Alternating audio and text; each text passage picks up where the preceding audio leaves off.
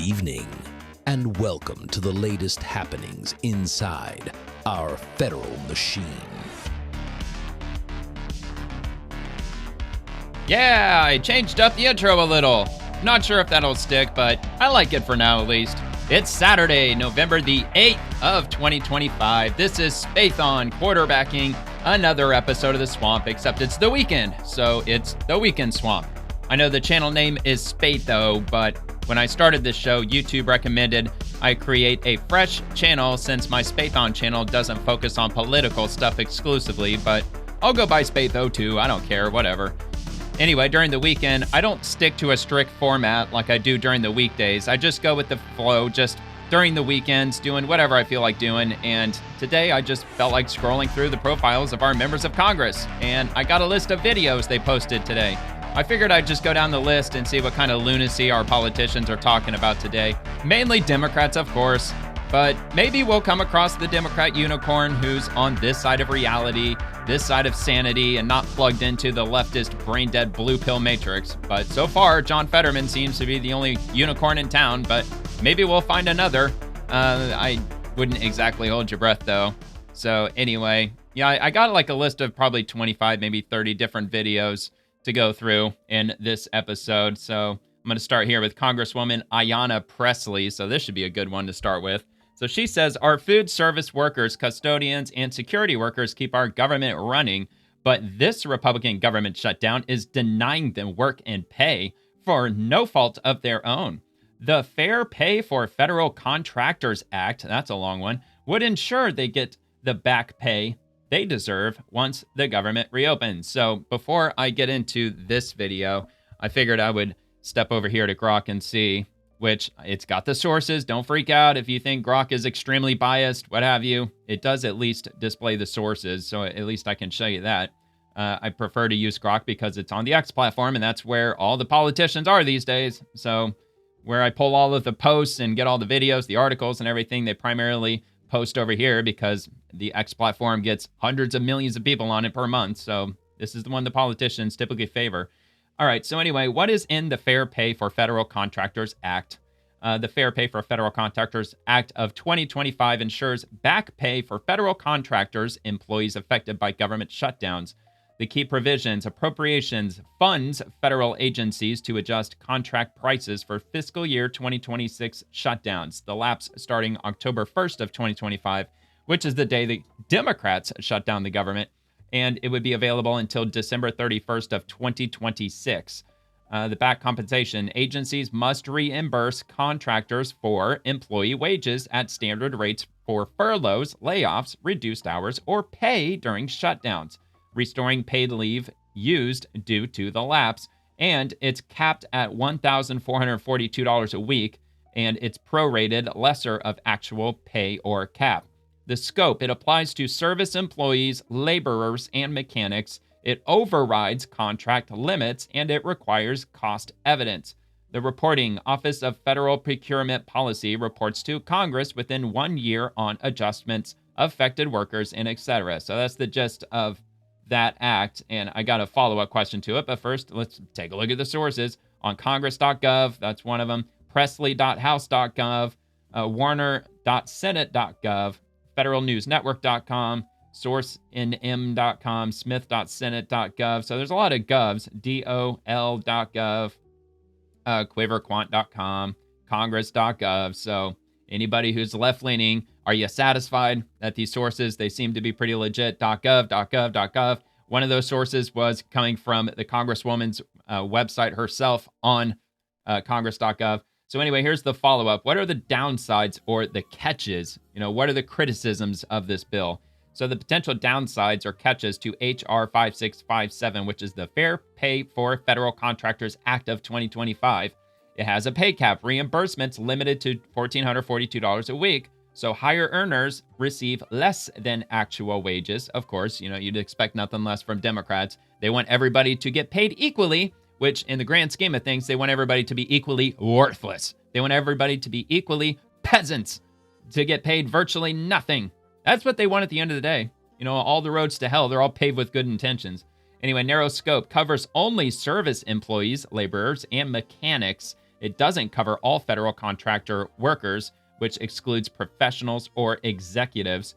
It also has a 1-year limit. It applies only to fiscal year 2026 shutdowns, no ongoing protection for future lapses. So wait a minute, fiscal year 2026 shutdowns. So does that, no, actually up here it says that it starts October 1st, 2025, right? Yeah, the lapse starting. So it's not only fiscal year 2026, it also applies to the end of 2025. But anyway, no ongoing protection for future lapses. The fiscal cost, it adds to the federal deficit via new appropriations. No CBO estimate available yet. The critics argue it rewards workers despite politicians causing the shutdowns. And it's also an administration burden. Contractors must submit cost evidence. Agencies handle adjustments in reporting, potentially delaying payouts. Yeah, that could probably delay payouts for who knows how long. Could be weeks, could be months, potentially. No passage yet, introduced September 30th. I mean, yeah, of course, that goes without saying because Rep. Pressley said just that the Republican government shutdown is denying them. And it said it would ensure that they get the back pay they deserve. I wouldn't count on this getting passed. Not that it's exactly all that relevant because she's a congresswoman. She's not a senator. The CR spending bill already passed in the House. That's a done deal. We're trying to get it passed in the Senate. I understand that they could pass this bill in the House and it would make its way over to the Senate and then potentially get up to where, the Oval Office, it'll eventually get to Trump. Not saying that he would sign this. He probably wouldn't because, if Democrats are passing stuff like this, there's always a catch in there somewhere. Maybe there's something written like a fine print on page 75 that says that Trump can't fire any more federal workers for the entirety of any shutdown in the future. You know what I mean? Like they've probably got some like weasel language like written in there somewhere that doesn't really pertain to paying people during a shutdown. But, like who knows? I don't know. Whatever. I guess I could just go straight to the website and read the entire bill, but I'm not going to do that. It's just no point, at least in my opinion. I mean, look, if you want to read it, you can go read it. Look, I already gave it out. It's HR 5657. Just plug that into Google. It'll take you right to it. Anyway, yeah, House bill. Oops. We're going to get to this in a minute. This is Marjorie Taylor Greene on The View. That happened. It's old news at this point. That came out like 3-4 days ago, but I'm going to get to that probably at the end of this video because I said I would. I promised I would, so I'm going to. If you watched The Swamp on Friday, I said I would. All right, so anyway, let's give this a play and see what she says. Ayanna Pressley here in the House cafeteria. This is a place that normally is teeming with people, buzzing with activity, visitors from all over the country, dedicated Bro, that hat, staff, man. federal workers. She has no hair and under members that of hat. Congress, That's why she wears the hat. Come here to get a bite to eat or to meet with a constituent, but it's quiet because we're in a Republican-manufactured government shutdown. And one of the things that keeps this place humming that's really essential. Actually, you know what? Actually, here, hold on. I might actually be able to show something because I just replied to a Democrat like 15 minutes ago, I think. Let me see if I still have. I'm sure it's on here. Let me see if I can find it. Where is it? Because I did share it. Here it is. So Democrats believe their constituents are blind, brainwashed, and retarded. And I replied to Rep. Dan Goldman. He said, Trump's shutdown is grounding planes. Just like she said, the Republican-led shutdown. It's all the Republicans who shut down the government. So this is the vote from way back on September 30th. It was the final vote in the Senate that was going to keep the government open. So the Senate, obviously, as you can read at the top, it requires 60% of the vote to pass. This is the CR spending bill. That's what this is. This was up to be voted on, and 55 votes were for yes, which means yes, we're going to pass the CR spending bill, which will keep the government funded. 45 individuals voted no. 45 senators. They voted no, that they don't want the CR spending bill to pass, which obviously shuts down the government. If you have no money to fund the government, what happens to the government? It shuts down. You, again, need 60% of the vote to pass, only 55. So therefore, it doesn't pass. That's why the check mark is next to the no, because that means that the no's have it, because you need 60% in the Senate. And as you can see, all the Democrats except for 2 voted yes they voted no to pass the CR bill, which effectively shuts down the government. They shut down the government. So it gets really tiring. I've shown this image so many times at this point, just like everybody else who's pushing back against Democrats and their brain dead lunacy, because it is, in fact, the Democrats who shut down the government because they voted no to pass the spending bill. And when you vote no to pass a spending bill, what happens to the government? It shuts down. That's what happens. It shuts down. All right, let's get back to this. Running are the dedicated food service workers, our custodians, and our security workers who keep this place going, who keep us going. They're some of the hardest working, but the lowest paid. You know, earlier today I met with 40 federally contracted. See, like, it's easy for her to say because she's a rep in the House, and the House already passed the CR bill. I would really love to know if she voted for the CR spending bill or not.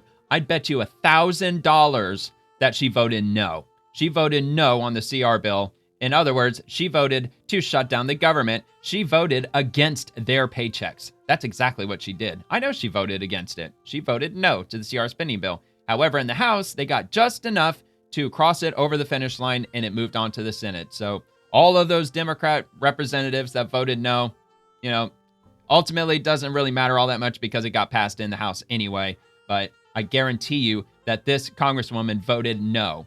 And if I were any of these individuals sitting here when she approaches me to talk to me about, oh, wait, the Republicans are so evil that they shut down the government, that would be my initial question to her. I'd say, did you vote yes on that CR spending bill in the House? Did you vote yes or did you vote no? Well, yes or no, yes or no. From the National Gallery of Art. Don't give me a bullshit answer. To the Library of Congress. Some of them just started 6 months ago. Some of them have been there 40 plus years. They take pride in their work. They love what they do. It's almost as if they're aware of what's really going on. But we're in a government shutdown with the exception of a handful of people. They've been told to stay home. Yeah, we are in a government shutdown. She is right about that. Pay. And unlike federal employees who have the protections signed into law to receive their back pay when we come out of this Republican manufactured government shutdown, there are no protections for our federally contracted workers again. Yeah, okay, fine. I'm okay with that. If these federally contracted workers, if they're not working, they shouldn't be getting paid regardless. If you don't want to be working for an entity that could potentially shut down at any time, then don't work for that entity. I mean, a lot of these contractor workers, they don't have to work for the federal government. I'm sure that they've got a private sector that they could work in. Doesn't necessarily have to be with the government. Maybe some of them do. However, you just have to assume the risks when you work for the federal government. Especially in this day and age. There might be a time where the politicians play dirty political games and they end up shutting down the government and you don't get paid. But if this government stays shut down for 5, 6, 7 months, and those people didn't work a single day in those 5, 6, 7 months, should they really get every penny of their back pay? Look, if they're contracted workers, I don't know, man. Maybe it should be a case-by-case basis. I guess maybe it's not exactly fair to just blanket say absolutely not. However, the Capitol Police, they're still coming to work, or the ICE agents, Border Patrol, the military, all of those people, they're still working. Air traffic control, they're all working. However, the people that have been furloughed, that have been told not to come into work, I'm not exactly, on the side of paying them full pay for not working. I just don't exactly agree with that because they're not working right now. So what are they doing instead? Are they just sitting on their asses and not doing anything at all, just waiting for their back pay to come in? Probably some of them. However, I bet a lot of them, they've probably taken on side gigs. They've probably applied to other businesses, other companies. I'm sure they're working side jobs somewhere. I'm sure they're finding a way to get by. At least that's what I would do. So, who are some of the hardest working, the most dedicated, and the lowest paid. And that's why I've reintroduced. So if you don't like how much you're getting paid, don't work there. Find a job somewhere else. Bipartisan, bicameral bill that will ensure that our low-wage food service workers, our custodians, and security workers receive back pay. Look, y'all. Well, yeah, if they're still working, duh. Charity. I'm fighting for reciprocity. If they're not coming to work and if they're physically not working, I don't really exactly think they should be getting 100% of their back pay. It's just a matter of what's right. All right, whatever. Okay, so let's move on to the next one. Or should I read the comments? I mean, it's the weekend. I'm not in a huge hurry to get through this like I am with the swamp. See, I'm on a very strict schedule when I do the swamp Monday through Friday. I really try to keep it under 2 hours. But try to make it at least an hour and a half. That's the time slot that I shoot for, between an hour and a half and 2 hours. And then I have to go through the list of everything within that time frame, try to get it all knocked out. But I also try not to rush through it at the same time, even though I often do, because, I'm trying to stay within that time frame and not drag it on too long. So I don't really have a whole lot of opportunity to read through any of the comments during my Monday through Friday show. But A lot of images. So here, let's see. The truth, Rep. Pressley won't tell you. Let's see. According to Grok, 23 hours ago, yes, Senate Republicans have supported at least 14 to 15 funding bills or resolutions that included full SNAP continuity during the ongoing shutdown standoff. Per statements from the GOP leaders like Johnson, Democrats blocked these measures, prioritizing separate votes for healthcare subsidies and other items absent from Republican proposals. This pattern reflects clashing demands rather than outright opposition to SNAP itself. Yeah, there's been other Republican senators who have put bills on the floor trying to get the military paid. Who was it? I just covered it yesterday. I wonder if it's on my Grok history. Maybe I looked it up on Grok. I might actually have the answer to that. Maybe not.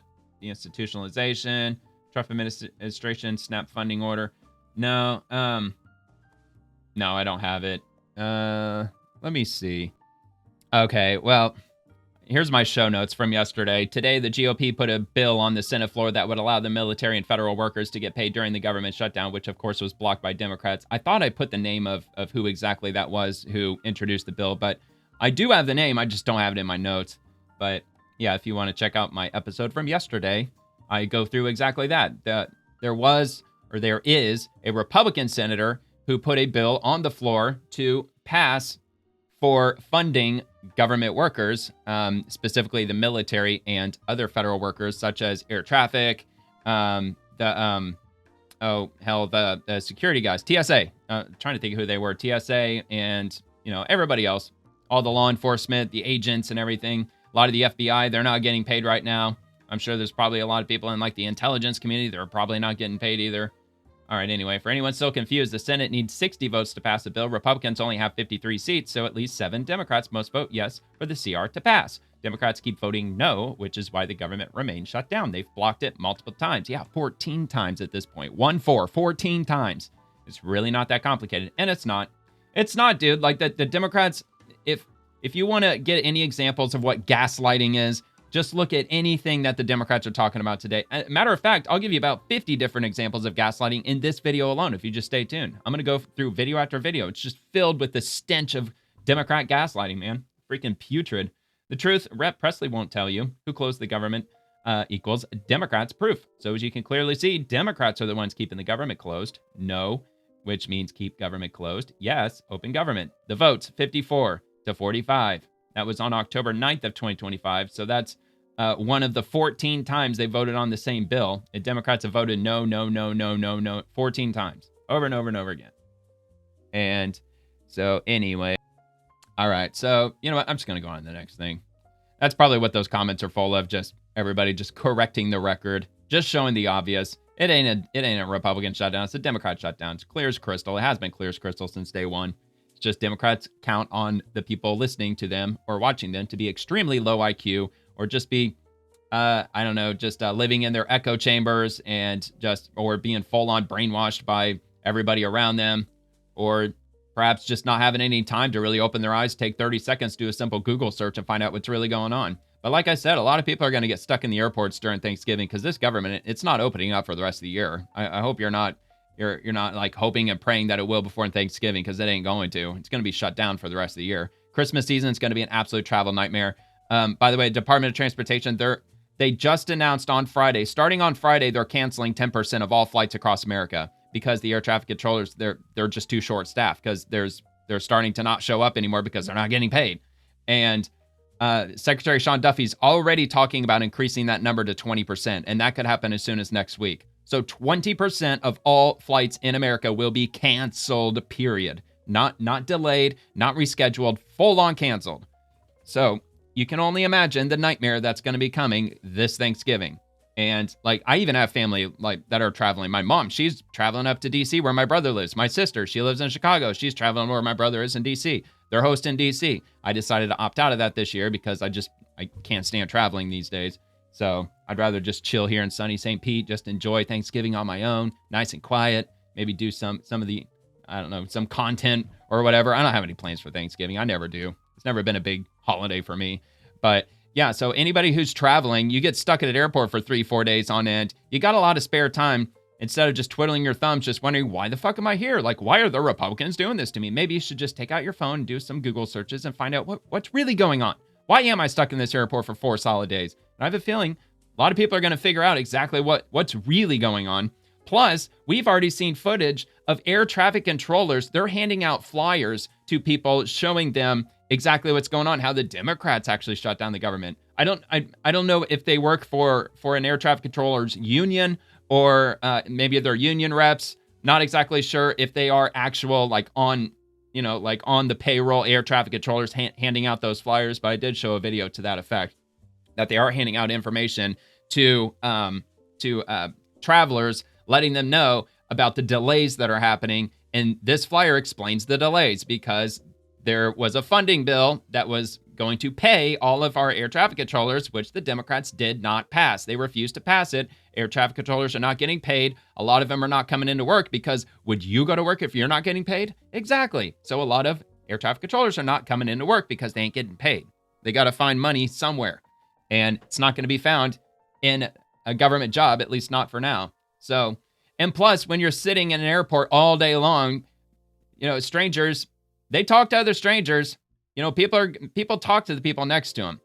I mean, the word is going to get around. I mean, Democrats can try to gaslight all they want. And and I'm sure there's going to be plenty of videos on YouTube, on TikTok, all over social media this Thanksgiving weekend of people in airports hearing some Karen getting all pissed off about, oh, this evil Republican shutdown, that's why we're stuck here. And you're going to get 5 people walking up to you and like, dude, you are so fucking wrong. And she is going to get so corrected. It's going to be so hilarious to see just the total tone and demeanor of her voice. Like, oh, wow, I didn't know that. Oh, I didn't know that. Oh, my God. Why are they lying to me? Lady, they've been lying to you for a decade. Oh, my God. All right. Anyway, I'll just move on. So Senate Help Committee, GOP. Senator John Husted is right. There is a path out of this shutdown that addresses the problems that patients are facing.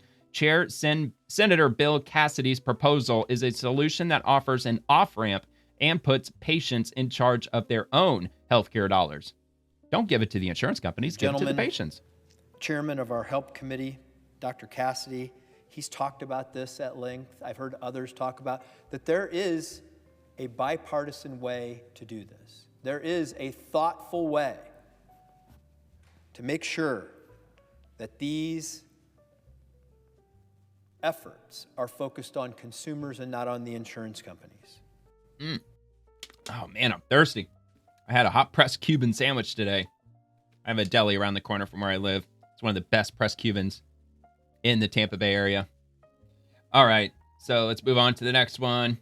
And we got this from Senator Mark Kelly. The shutdown isn't about Republicans versus Democrats. It's about whether millions of Americans like Leslie from Buckeye can afford basic health insurance. I've been talking to a lot of people across Arizona whose premiums are going to become unaffordable. See what he has to say. Over the last couple of weeks, I've been talking to folks in Arizona. A lot Democrat, of them now. by the way. I don't think I mentioned just that. Yesterday, I spoke to a woman from probably could go without Buckeye. saying. I think her name was Leslie. She was a diabetic. Her diet and premium exercise. Is currently $600 don't get diabetic, man. a month. With these tax credits going away, it'll be over $1,000 a month. There was also a veterinarian I spoke to, I think it was yesterday or the day before, that her medication costs $8,000 a month. Her current premium is $900. It's going to go up to over $1,300 a month without these tax credits.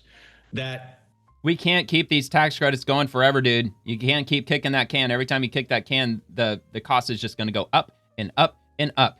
And one day, 10 years from now, 15 years, 5 years, whatever it might be, when we can't handle these tax credits anymore and they have to go away, then everybody's premiums are going to be like $10,000 a month. It's just going to keep going up and up until we're at a point where you cannot keep funding these tax premiums or the subsidies. Can't do it anymore. Democrats, they set the timeline on that anyway. It's expiring at the end of November this year. That's all in the Democrats. There were no Republicans that voted for that. Only Democrats did. Have been in place and helping people, and it's millions and millions of people who will be unable. That's the answer that the Democrats have. Just push it down the road. That's it. They have no other solutions. Democrats have no other solutions except blame Republicans and push the tax credits further. That's it. Just drag it on another year. Just drag it on another 5 years. Just keep kicking that can down the road.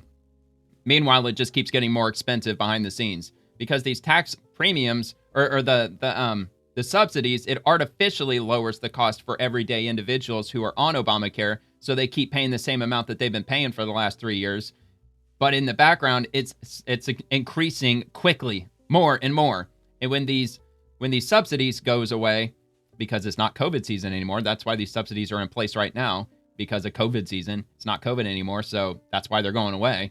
Then their premiums are going to go up to exactly where they have been this whole time.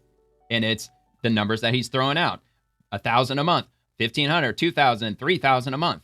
So look, if it's unaffordable for this individual, then you obviously can't afford the premium, or is it premium or is it platinum? No, it's platinum. The platinum version of Obamacare. You can't afford that level anymore. You have to bust yourself all the way down to maybe the bronze level or maybe the silver level. Like, that's all you can afford. You can't get the fancy insurance like you've been getting for a long time because of these subsidies that have been in place, allowing you to be able to afford that. And this should also be a harsh lesson to younger Americans that you've got to diet and exercise. You've got to stay in shape. You have to stay healthy for as long as humanly possible. Because if everybody doesn't give a shit about what they eat, everybody gains a ton of weight, countless people end up with diabetes and all kinds of other chronic illnesses. Like Senator Kennedy said a few weeks ago that 79% of all American children or all adolescents under 18 years old, 79% have a chronic illness in some way, shape, or form, whether if it's physical or mental. Which means that 80%, virtually 80% of adolescents, if they want to join the military, they can't. They can't because they have a chronic ailment and the military won't take them. Imagine that. 8 out of 10 children cannot join the military. That is insane. So, not exactly how we're going to fix that. I don't know. Other than just try to drill the diet and exercise into everyone's heads and stop eating a bunch of crap, and maybe don't play video games all day. Don't sit around watching sports all day. Maybe actually play sports. To afford their health insurance, if we do not do something about this as Congress, the Speaker, the Speaker needs to understand that he is the Speaker of the House. Republicans also are in control of the Senate and the White House. But this president is refusing to negotiate a fix for this. He has spent a grand total of about an hour on this in the last 6 or 7 weeks. Well, maybe Democrats should all come out together and say, okay, Obamacare's our fault. The Affordable Care Act is our fault. Yeah, we promised the American people that it was going to be affordable because we did put the word affordable in the Affordable Care Act. And yeah, we were full of shit. We lied. We own it. It's all our fault. Then maybe Republicans will say, okay, all right, let's negotiate. I mean, probably not, but that would be a gesture of goodwill, at least, by them actually owning it instead of constantly blaming Republicans. It's Trump's healthcare problem. It's the Republicans' healthcare problem. It's all on them. It's their fault. Obamacare is totally not our fault. All right. Anyway, so Rep. Dan Crenshaw. I know some people really like this guy. A lot of people really hate this guy. I don't know a whole lot about him. I know he's from Texas. I'm not in Texas. I've certainly heard of him before, Dan Crenshaw. I've heard that he's a warmonger. I heard he's like a deep establishment. But apparently there's some people out there that actually really like the guy. So I don't really have much of a dog in this fight as far as this goes. I mean, other than the fact that he's a Republican, even though I'm not a Republican, but I do vote Republican. But anyway, so he says, I literally wrote a book on cancel culture, so I've had some time to think about it. Cancel culture is when someone is unfairly destroyed for holding a mainstream opinion or making an honest mistake. It also means literal deplatforming or firing. It's mob rule dressed up as morality. But that's not what this is. When someone like Tucker Carlson chooses to platform Nick Fuentes, a self-proclaimed neo-Nazi who said Hitler was really effing cool, and openly admits he's in politics to hate women and be racist, that's not a mistake. That's a very deliberate choice. I mean, I don't know anything about Nick Fuentes. I've heard that he throws out a bunch of racist shit and like anti-women shit or whatever, like anti-women's rights or whatever. I mean, I've heard the name, not followed his content. I've just heard that he's a provocateur, I think, to put it as nicely as you can put it.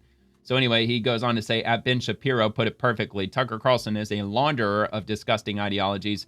He takes reprehensible views and tries to make them palatable to the mainstream. For years, he's lied about me, repeatedly. Why? For attention. Provocation creates attention, and that makes Tucker more money. I'm glad others are finally waking up to who he really is. I mean, I've never had beef with Tucker Carlson. I used to watch Tucker Carlson Tonight when he was on Fox News, like I used to back in the day. Tucker Carlson has every right to host whoever he wants. Nick Fuentes is free to say whatever his racist hollow heart desires. And the rest of us, people with a conscience, are free to say this is wrong and I want no part in it. It's not, or that's not canceling. That's freedom of association. Get it now, Kevin Roberts? If we can't draw the lines at neo-Nazi, racist incels, where do we draw it? All right, so he wasn't replying to anybody. But he does have this video. It's only 46 seconds. I mean, it's a lot of stuff to say inside of 40, or, responding with a 46-second video, but we'll take a look at it. Do you share Senator Cruz's concern about your party? Senator Cruz is exactly right. And this idea that we have to, that it's cancel culture if we keep Tucker out of our circles from now on is just nonsense. I literally wrote a book on cancel culture, so I've thought deeply about this. Cancel culture means you're canceling someone for what is basically a mainstream belief, or maybe a small, honest mistake they made. That would be cancel culture. It's not cancel culture when you say, look, I want to disassociate. No, I would say cancel culture is when you get an outrage mob, a bunch of people who really don't like you, so they dig into your personal life as much as they possibly can. They get your address, your phone number, and they dox you. They put your information out on the internet. Then they find out who your bank is, and they call up your bank, and they get your bank account shut down because they'll use tactics like, why do you have a neo-Nazi that you're doing business with? Do you know this person? Do you know how evil they are? And they will call the bank over and over again. And it won't be in the tens of thousands of people. It'll be a few hundred people that are all working together, and they're calling these institutions over and over again, making it appear as though this massive mob is going after them because they're doing business with someone who they believe is just insert whatever buzzword here, racist, misogynist, xenophobe, whatever the hell that they're pissed off about. So they'll try to get their bank accounts canceled. They'll try to get their landlord to throw them out if they're renting somewhere. That's, in my opinion, that's what cancel culture really is. I mean, cancel culture is when you got a whole bunch of people that just don't like what you have to say, and they're going to do anything that they can possibly do to excommunicate you from society. They'll try to get you banned on Facebook, on X, like all the social media platforms. They'll do anything they can to just silence you, like permanently silence you. Myself from you, because your beliefs are crazy. Which is why the word cancel isn't cancel culture. And you are falling apart in front of everyone. Disassociation is not canceling anyone, and I know some have suggested it is. Moral clarity is a lot more important. Look, I would say just because you wrote a book on something, it don't make you an expert. I mean, there's a lot of people that have written books on things. Doesn't mean that they know everything that they're writing about. So anyway, I'll read a few comments. So Gerald Wayne, he says, Candace Owens now holds the top podcast spot in the world. Is that really true? I know that her podcast is wildly popular. I've seen a few episodes, but it hadn't been recent. It's been like 2-3 years, I think, since I've watched anything that Candace Owens has done. I mean, not that I have any hatred toward her or anything. I've heard that she's been pretty provocative in the last few years. Not exactly sure what that pertains to. But yeah, I thought that Joe Rogan was still the number one. Maybe I've been living under a rock the last couple of years. Maybe he's not. Maybe Candace Owens is the number one. I don't know. So anyway, before Charlie's death, he led the most... Oh, hold on. Candace, not top podcast, and Tucker Carlson isn't far behind. Before Charlie's death, he led the most powerful conservative movement in the country. They share the same core beliefs and command one of the largest political followings on earth. Maybe it's time to admit they've become the mainstream voice, and you're the one out of sync. The tide shifting fast, and those ignoring it might soon find themselves all in the same basket. Yeah, I don't know. Yeah, that's his opinion. This is like the part of Batman where Harley becomes Two-Face. You're doing the same tactics as the left, and we will all listen to whomever we want to. Yeah, I totally believe that. If you want to listen to, I don't know, Nick Fuentes, you can listen to him. I mean, shouldn't be anybody else's business if you're keeping it to yourself, I guess. And Tucker is a Russian agent. All right, there you go. Yell at any young girls recently? Uh-oh. They're both podcasters. Who cares? Barbara Walter and Diane Sawyer interviewed despots and murderers. The absolute worst of humanity. No pushback at all. We're supposed to be upset with the 26-year-old racist from Chicago, LMAO. Yeah, who was that? I think it was Marjorie Taylor Greene, I think, who mentioned that Barbara Walter interviewed Jeffrey Dahmer. Like, she platformed Jeffrey Dahmer, basically. Anyway, thank you. We need more full-throated condemnation from GOP leaders for platforming and not challenging anti-Semites.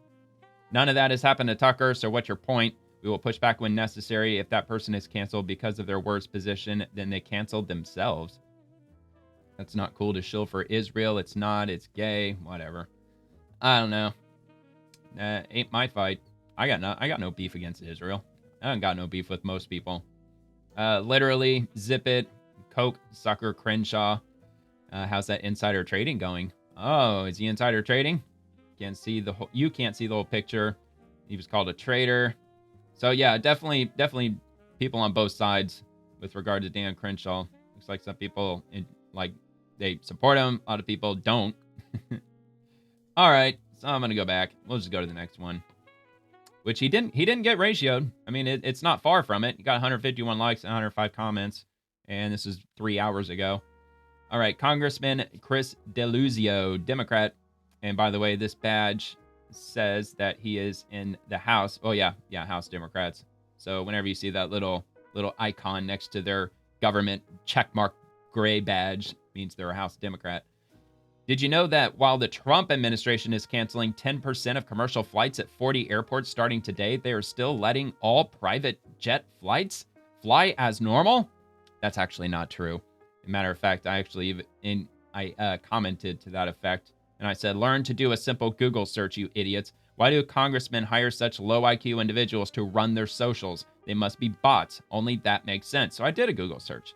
And this is what I came up with. Did Sean Duffy state that private flights are being canceled? Yes. Transportation Secretary Sean Duffy stated that restrictions for private jets are in place, which involves directing them to use smaller airports and airfields, effectively reducing their volume at high-traffic commercial airports. This is to alleviate pressure on air traffic controllers who are working without pay during a government shutdown.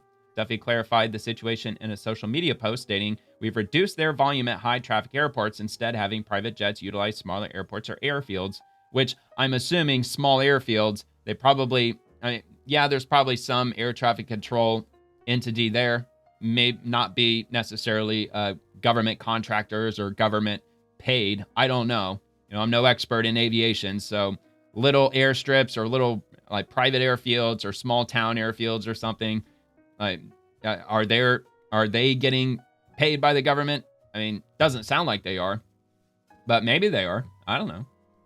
All right. Anyway, so, and he's replying to patriotic millionaires. Private planes make up nearly 12% of all flights. And yet, even with the major air traffic control safety concerns, the DOT is planning to exclude them from its plan to order 10% cut in flights. Well, we already know, according to Google, that's wrong, that they are absolutely doing that. Look, according to Google, Google didn't definitively say that they're cutting 10% of all private jets.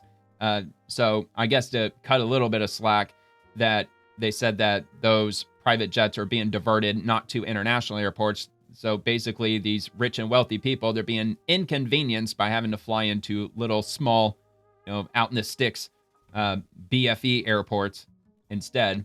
But anyway, and yet even with major air traffic control safety concerns, the DOT is planning to exclude them from its plan to order 10% cut in flights. People who can afford to charter flights will be fine. Everyone else is screwed. Let's hear what she says. Abby Disney here. I have an idea for Sean Duffy. He's Abby Disney of the Disney. Air traffic. My goodness, that's a lot. But he could even. I wonder if she's flying private jet. Shut down 12% of air traffic by just grounding private planes. Yes, private planes make. Oh, it's about to be a lot more than 12%, lady. They've already got 20% on the table. They're talking about for next week. Like late next week, they might be shutting down or canceling 20%. 12% of air traffic. So if you're angry that your flight to see your grandma is canceled, or be mad at Democrats. They shut down the government. I want you to remember, and maybe even write Sean Duffy and let him know. Or you can write Chuck Schumer. Call Chuck Schumer's office. Or you could call any. Like, look, you can go and look at the bill, the CR bill. They've only tried to pass it 14 times. So you can go and look and view the individual senators who voted against it, the ones who voted no. And you could call each and every single one of their offices and tell them to vote on the bill next time it comes up. You could do that too. Mike Zuckerberg can wait. Mark Zuckerberg, like, doesn't he have like an ultra mega super yacht that he takes? Doesn't he have like a $400 million yacht or something? So I'm sure he's got a private jet too. But like, if they're gonna ground all the private jets, he's still gonna get around just fine. I mean, a yacht's a lot slower, of course, but it's a hell of a lot more luxurious. Okay, so moving to Kelly Morrison, another Democrat. Most of these are going to be Democrats, by the way. Republicans in Congress are breaking all the wrong records. Well, you guys, we officially have a record-breaking Congress. The Republican-controlled government has set all kinds of new records this year. Longest government shutdown, longest delay to seat a duly elected member of Congress, largest... She missed her civics class where you learn that 60% of votes have to be accumulated in the Senate in order for a spending bill. Actually, pretty much any bill, right? I think any bill to get passed by the Senate has to get 60% of the vote. Transfer of wealth from the poor to the rich.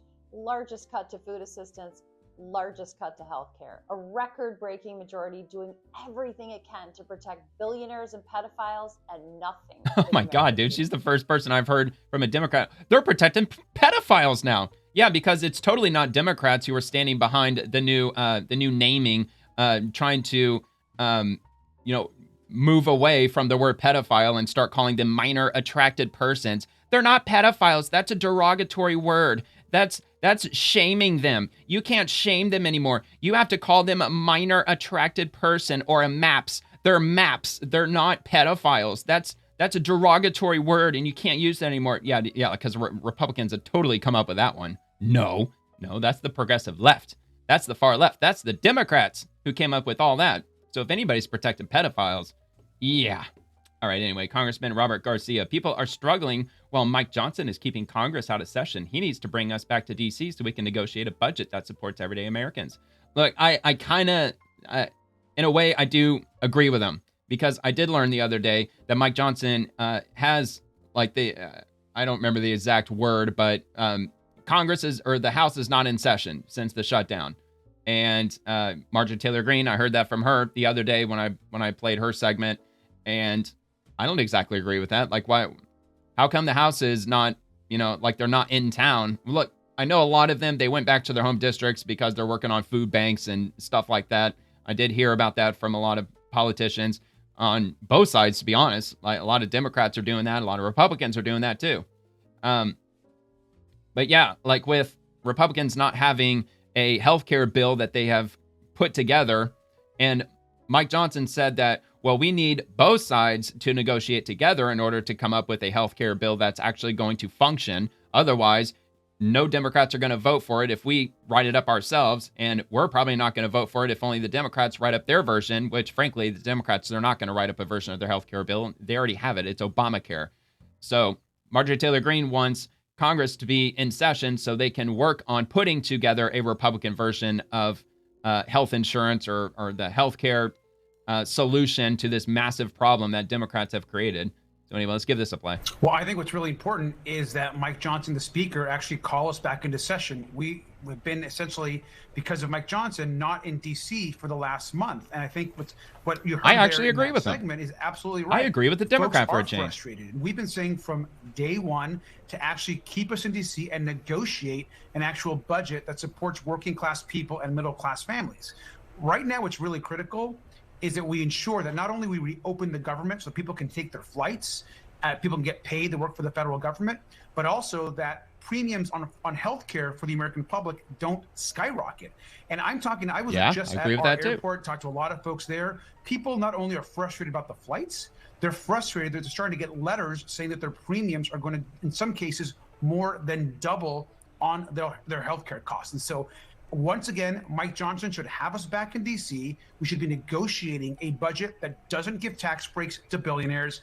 And I'm great. Here we go. Now the plane just starts to head straight down to the ground. He just suddenly veered straight to the ground. Yeah, because he had to take that freaking far left turn. Oh no, the billionaires, the taxes, and the billionaires. Which I'm still failing to find the connection with Obamacare or Republicans not agreeing to kick that can down the road for another 3 years and fund Obamacare with subsidies. How do you connect that with taxing or not taxing billionaires? I still fail to see this connection here that they keep trying to throw out there. Well, the Republicans, they're saying no to Obamacare because, billionaires and taxes, bro. Like, that's the only reason. But he had me all the way up to like the last 2 seconds. Why did you do that, dude? I was like, I was on your side all the way up until those last 2-3 seconds. Of course. All right, Bernie Moreno. Bernie Moreno, I was on the floor today. When your leader made a brief appearance, he couldn't run out fast enough when questioned why Democrats won't put income caps on the Biden-Obamacare COVID subsidies or why they want billionaires more to go to insurance companies. Maybe he had a fundraiser. And he's replying to Fox News, Senator Sanders, quote, the Democrats are saying, no, you have to sit down and negotiate, and Republicans are refusing to do that. That is the reason why we are in a shutdown. But for the first time, I don't know, in history, the Republicans are saying, we don't want to negotiate. It is our way or the highway. You take it or leave it. And given what the enormous consequences of what is at stake, appropriately, the Democrats are saying, no, you have to sit down and negotiate. And Republicans are refusing to do that. That is the reason why we are in a shutdown. Why should we pass, or why should we continue to fund something that is an absolute failure? If something is an unbelievable, catastrophic financial failure, why would you dump hundreds of billions of dollars into something that's already failed? And it failed so many years ago. And the same argument should have and probably was made back in 2022 when they extended Obamacare subsidies another 3 years, as they've probably been doing since its inception. So, but whatever, Bernie. Oh, yeah, but he's totally not a Democrat, though. Yeah, okay. All right, Rep. Dan Goldman. Let's be clear. Trump's shutdown is grounding planes and stranding travelers and forcing air traffic controllers to work without compensation. Secretary Duffy, you're putting Americans in danger. Stop playing political games with our air traffic system and urge House Republicans to come back to Washington and open the government. House Republicans, they already passed the bill in the House, dude. It's already been passed in the House. It's all in the Senate's hands now, which, of course, he already knows that. Did he get ratioed? Oh, no, he actually didn't. Came close. Probably did at some point. 2 hours ago, actually probably hasn't. Probably hadn't been ratioed. It's only been 2 hours, but you know what? Give it time. It probably will eventually. But anyway, let's check this out. They missed a partial payment in early October. Oh, wait, hold on. Did I read this? No, I didn't read this. So he was replying to Secretary Sean Duffy. Air traffic controllers are not getting paid, and they've all told me it's really hard. It's going to be rough heading into the holidays if we are still in the shutdown, which we will be.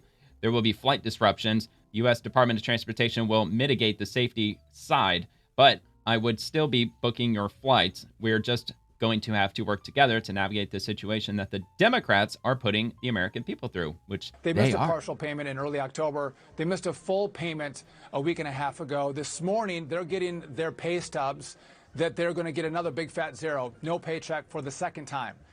They've all told me it's really hard to navigate a full month. Most people of no are paycheck to paycheck missing these days. Periods.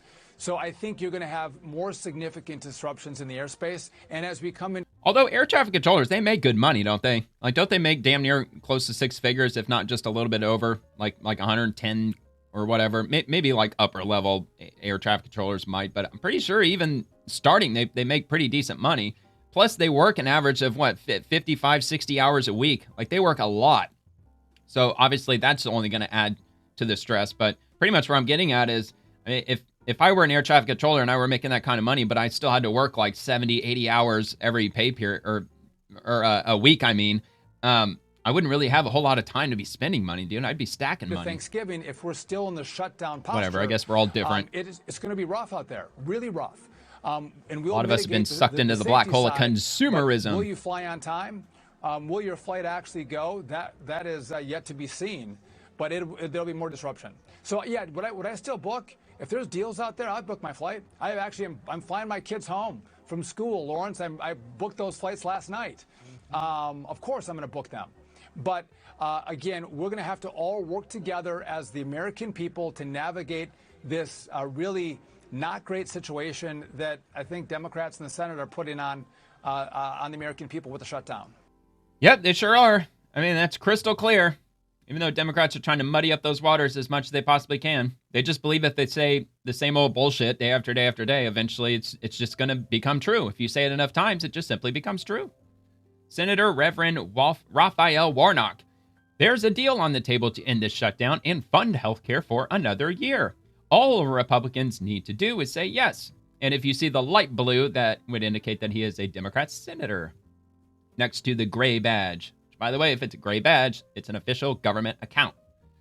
And he got ruthlessly ratioed. That's what kills me about these. Like, you know that he's on the wrong side of this issue when he gets 1,400 likes, but he's getting 4,000 comments. because when you typically on social media, especially with politicians, if you're getting more comments than you're getting likes, the vast majority of people disagree with what you say. Because if somebody agrees with you, it takes a half a second to click the like and just move on.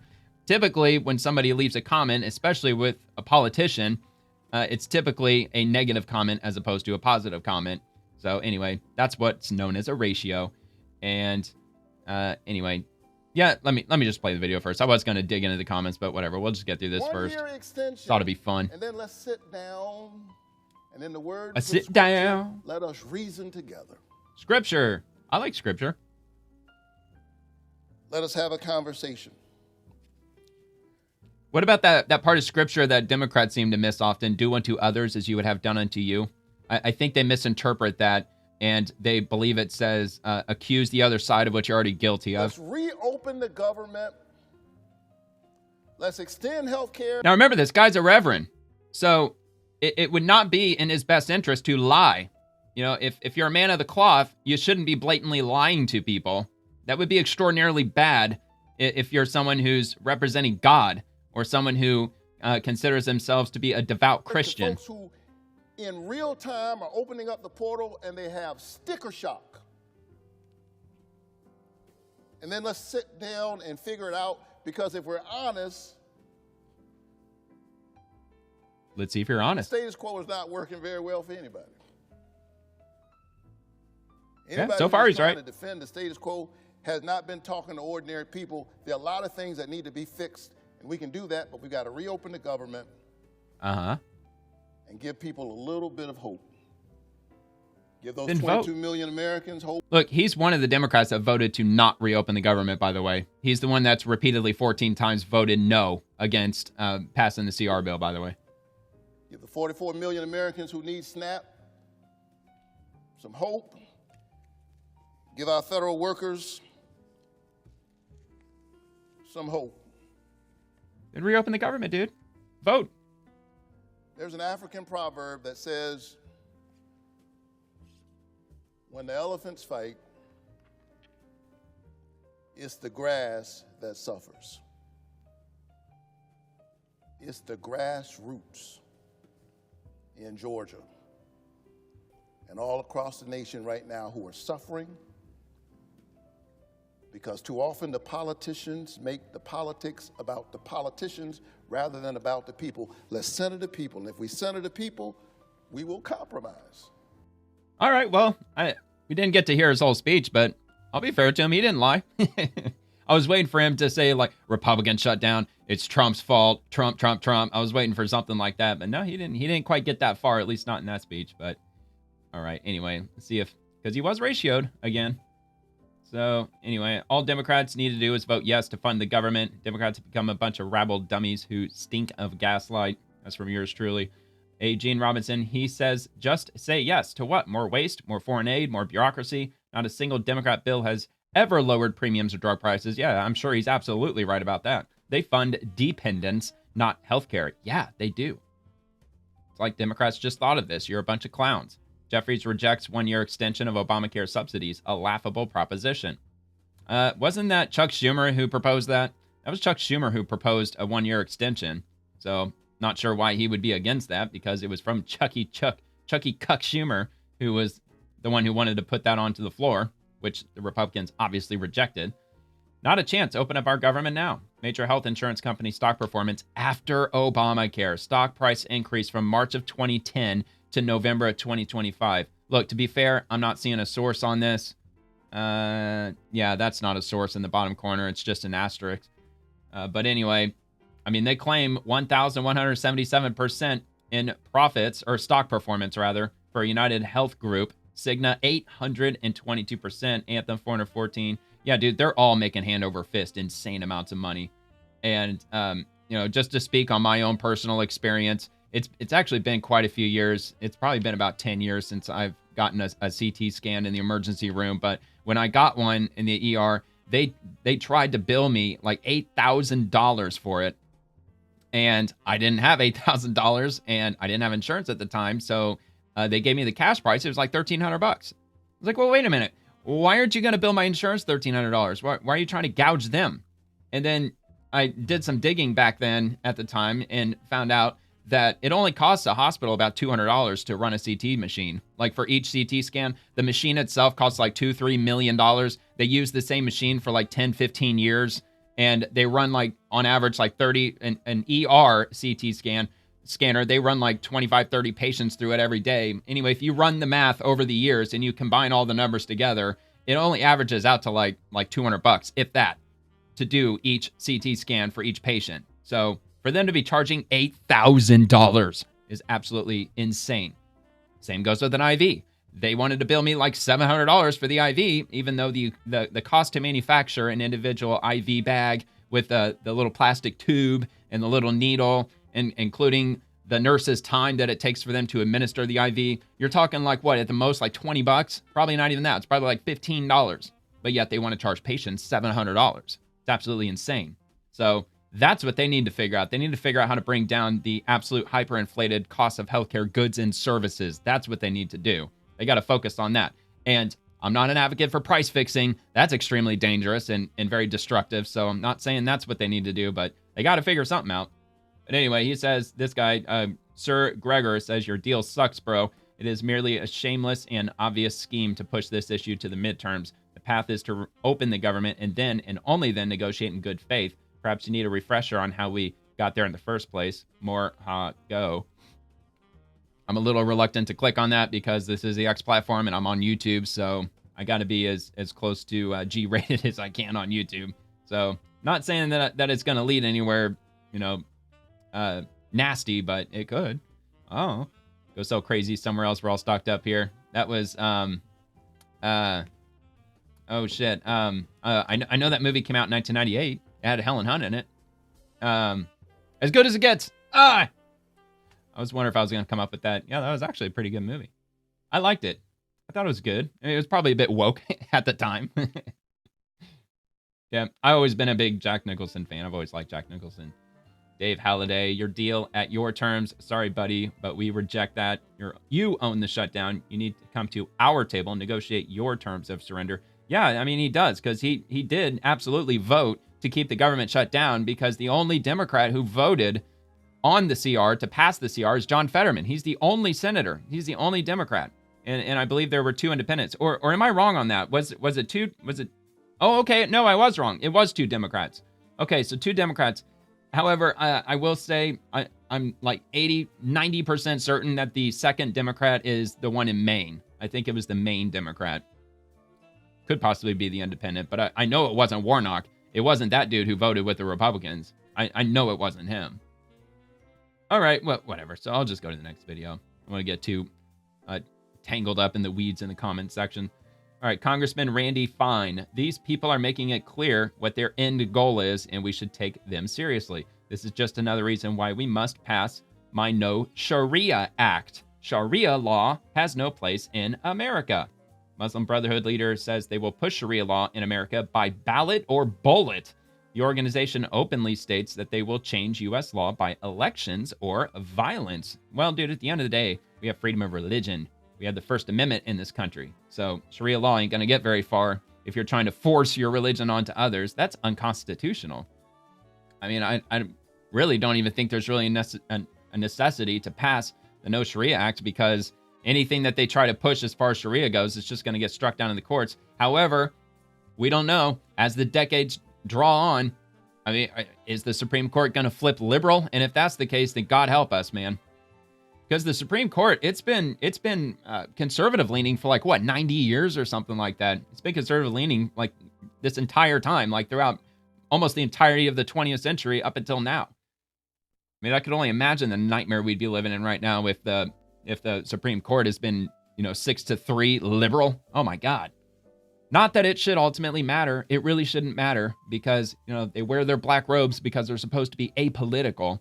It's whether they're appointed by a Republican or a Democrat should matter none. But these days it does. So anyway, I said, does this Sharia moron not realize guns far outnumber humans in America? They'd get cut to pieces if they dared. Behind every blade of grass in America is a gun. So anyway, thank you, Randy. I support that. Plus ban Muslim Brotherhood, CAIR, and Just like China not owning farmland, they shouldn't be allowed to own land. When trying to treat a bad injury, the first order of business is to stop the bleeding. We need a tourniquet. We had one for 40 years. It was called the Johnson-Reed Act. Once passed, immigration fell from 1 million people per year to under 160,000. Reinstate it. Okay. Keep Sharia out of Florida. Yeah, I would say for the foreseeable future, Sharia is definitely going to stay out of the state of Florida. I agree with the No Sharia Act. It must be passed and it must be enforced strongly. We need to ban Islam in general, but we have about as much chance of getting that done as we did banning communists, I am afraid. Tolerance will be our end if we don't toughen up a lot. Yeah, it's really tough. I mean, I don't know a lot. I don't really know anything about Islam, to be honest. I always thought that Islam and Muslim was basically the same thing, but apparently it's not. Yeah, look, if you want to practice Islam or Muslim or whatever it is you want to practice, you can practice whatever the hell you want. I mean, you're covered under the First Amendment to do so. It's when you start, infringing on other people's rights is when it becomes a problem, which, yeah, Sharia law absolutely does that. I mean, I know enough to know that Sharia law 100% does that. Okay, so we'll move on. We'll move on. Oh, yeah, hold on. I'm not moving on yet. I forgot to play this dude's video. What the fuck am I doing? Getting through Congress. So before it was by the sword, now it's getting themselves into Parliament and then making laws that act as the sword, the Islamophobia law in Canada. He's talking about Parliament. Yeah, he's talking about Canada. He's not even talking about the United States. Yeah. Muslim Brotherhood. I find that there are only two things which are open to our movements. Ballot or bullet, nothing in between. I used to say that democracy is haram. Now I say participate. I mean, look, in Canada, they did gun buybacks in Canada, didn't they? I know they did it in Australia. So a very small portion of the population now is armed. And I think that's been the case over in Europe for years and years. Although I've heard you can get a license for like hunting and stuff like that. Like in UK, you can have like those, I don't know if you can have a bolt action rifle or I don't think you can own magazine fed weapons. I don't think, but I could be wrong on that. I mean, what do I know? So yeah, this whole like pushing Sharia law in other countries in the West. Yeah, I'm sure they could probably be a lot more effective there than they would be here, which just reinforces my statement to protect your Second Amendment rights as much as you possibly can. That is the amendment. That is the hill to die on as far as our amendments are concerned. Participation in democracy is our jihad. That's our jihad. We're going to fight not through the bullets, but the ballot. Going to the ballot and voting is now an obligatory action, fard ayn. And it is a jihad that is now needs to be done because this is our modern jihad. You can elect a person who wants the Sharia. Because in the United States, what we do know is that in the past election, just this last election, there have been over 800 Muslim candidates running for office. We may end up with okay, well, that does have to do with the U.S. In the next 6 years. That's really the essence of dismantling the system of injustice, is to replace it with the people who represent the Prophet ﷺ. Well, just keep in mind what they've already been very clear with in Europe. They're like, we don't have to beat you in a war. We don't have to, hand-to-hand combat, like take your country with force. All we have to do is outbreed you. And they're doing it. They're doing it, especially in like France. Like for long-term French ancestry, people who have lived in France for generations and generations, their replacement rate's only like 1.3 right now. But the average Muslim that's living in France, it's like 8.3. So they're absolutely having far more kids than anybody else or any long-standing French citizens who've their ancestors have been in France for eons. They're getting outbred for sure. And in fact, I read somewhere that within 40 years, there might be enough Muslims living in France to flip it into an Islamic republic. Oh my God. And I don't know if that's happening in the UK. I read a statistic like 6% of the entire UK's population is Muslim, although the percentage is much higher if you isolate just London. Apparently London, it's a much bigger percentage of Muslims that live in London. So, but I mean, if you're talking a replacement rate of 8 or higher against over in the UK, I'm sure it's probably not over 2. I'm sure it's way below 2 because that's the case across the West as far as the birth replacement rate. So yeah, I mean, they got some problems. All right, Chuck Schumer, a one-year extension of current ACA premium tax credits is something many Republicans themselves have said they want. That's what Democrats put in our proposal, plain and simple. Now it's in Republicans' hands to make it happen. Thank you to the Democrat leader for yielding to a question. Have you put forward a proposal that we can read that you referenced in your speech, what says a clean continuing resolution with the extension of the ACA Biden COVID credits? It's very simple because we have two. Why did he cut that? Did you notice how he just cut that? Why did he do that? It's very simple. With the extension of the ACA Biden COVID credits? It's very simple. Yeah, see, mid-sentence. Like, why would he do that? What are you trying to hide, Chucky? Because we have two sentences we would add to any proposal, which would extend the ACA benefits for 1 year. That's all. Plain and simple. Yeah, kick the can for another year. And then next year, same thing, because Trump's going to still be in office. The evil orange man, the evil Cheeto that they're still going to be, railing against. So it ain't that simple, Chucky. It ain't that simple. And the leader can put that in his proposal on opening up the government. So it doesn't need a vote.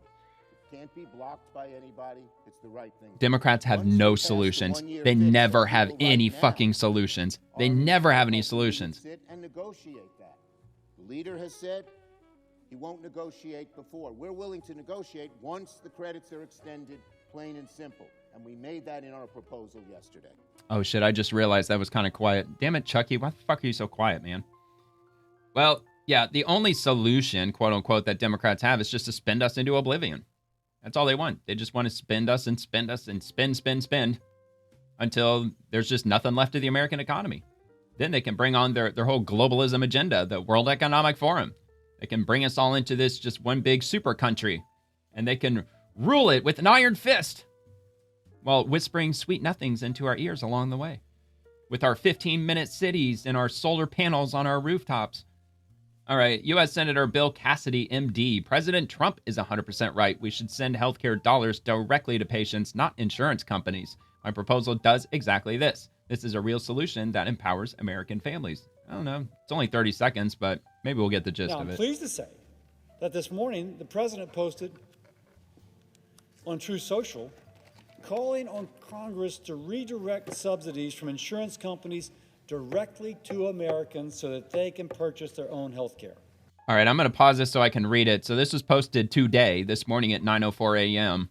And he says, I'm recommending to Senate Republicans that the hundreds of billions of dollars currently being sent to money-sucking insurance companies in order to save the bad health care provided by Obamacare be sent directly to the people, so that they can purchase their own much better health care. That's a fantastic idea, because private health care generally is cheaper than Obamacare at this point. At least one individual who commented on one of my videos this past week, they said exactly that. They were on Obamacare for a period of time, and it got to the point where it was so expensive that it essentially forced them to go look for private insurance somewhere else, and they found private insurance that gave them, I'm assuming, the same level of insurance that they had with Obamacare, but for half the price. So he was recommending that anybody who's on Obamacare, go shop around if you can possibly shop around for private insurance, whether it's through your company or wherever you can, because you'll probably find it cheaper elsewhere than on Obamacare at this point.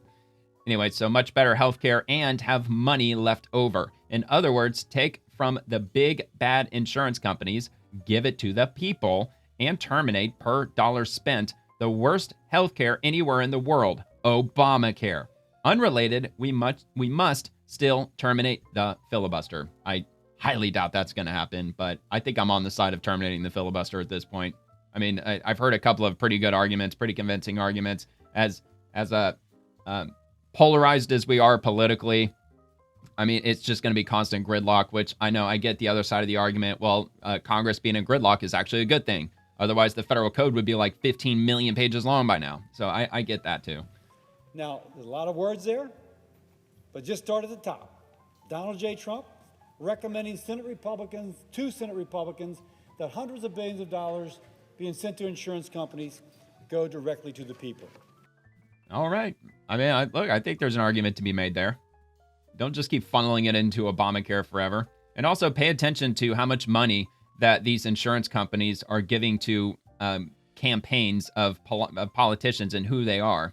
I don't know the answer to that, but would it surprise you if the vast majority of money that's being sent into political campaigns from whoever, lobbying groups or whatever the entity might be, that's backed by insurance companies, health insurance companies, probably going to Democrats? That wouldn't surprise me at all. Anyway, thought I had a deal on the Shutdown Fairness Act, but we had a snag. If we can't reopen the government tomorrow, I'm hoping and praying that Democrats will at least agree to pay federal workers and stop using them as pawns in their partisan games. Yeah, I don't think that's happening. As my colleague from Louisiana wishes we were all here voting on the deal, our colleagues on the other side of the aisle had taken yes for an answer to open up the government.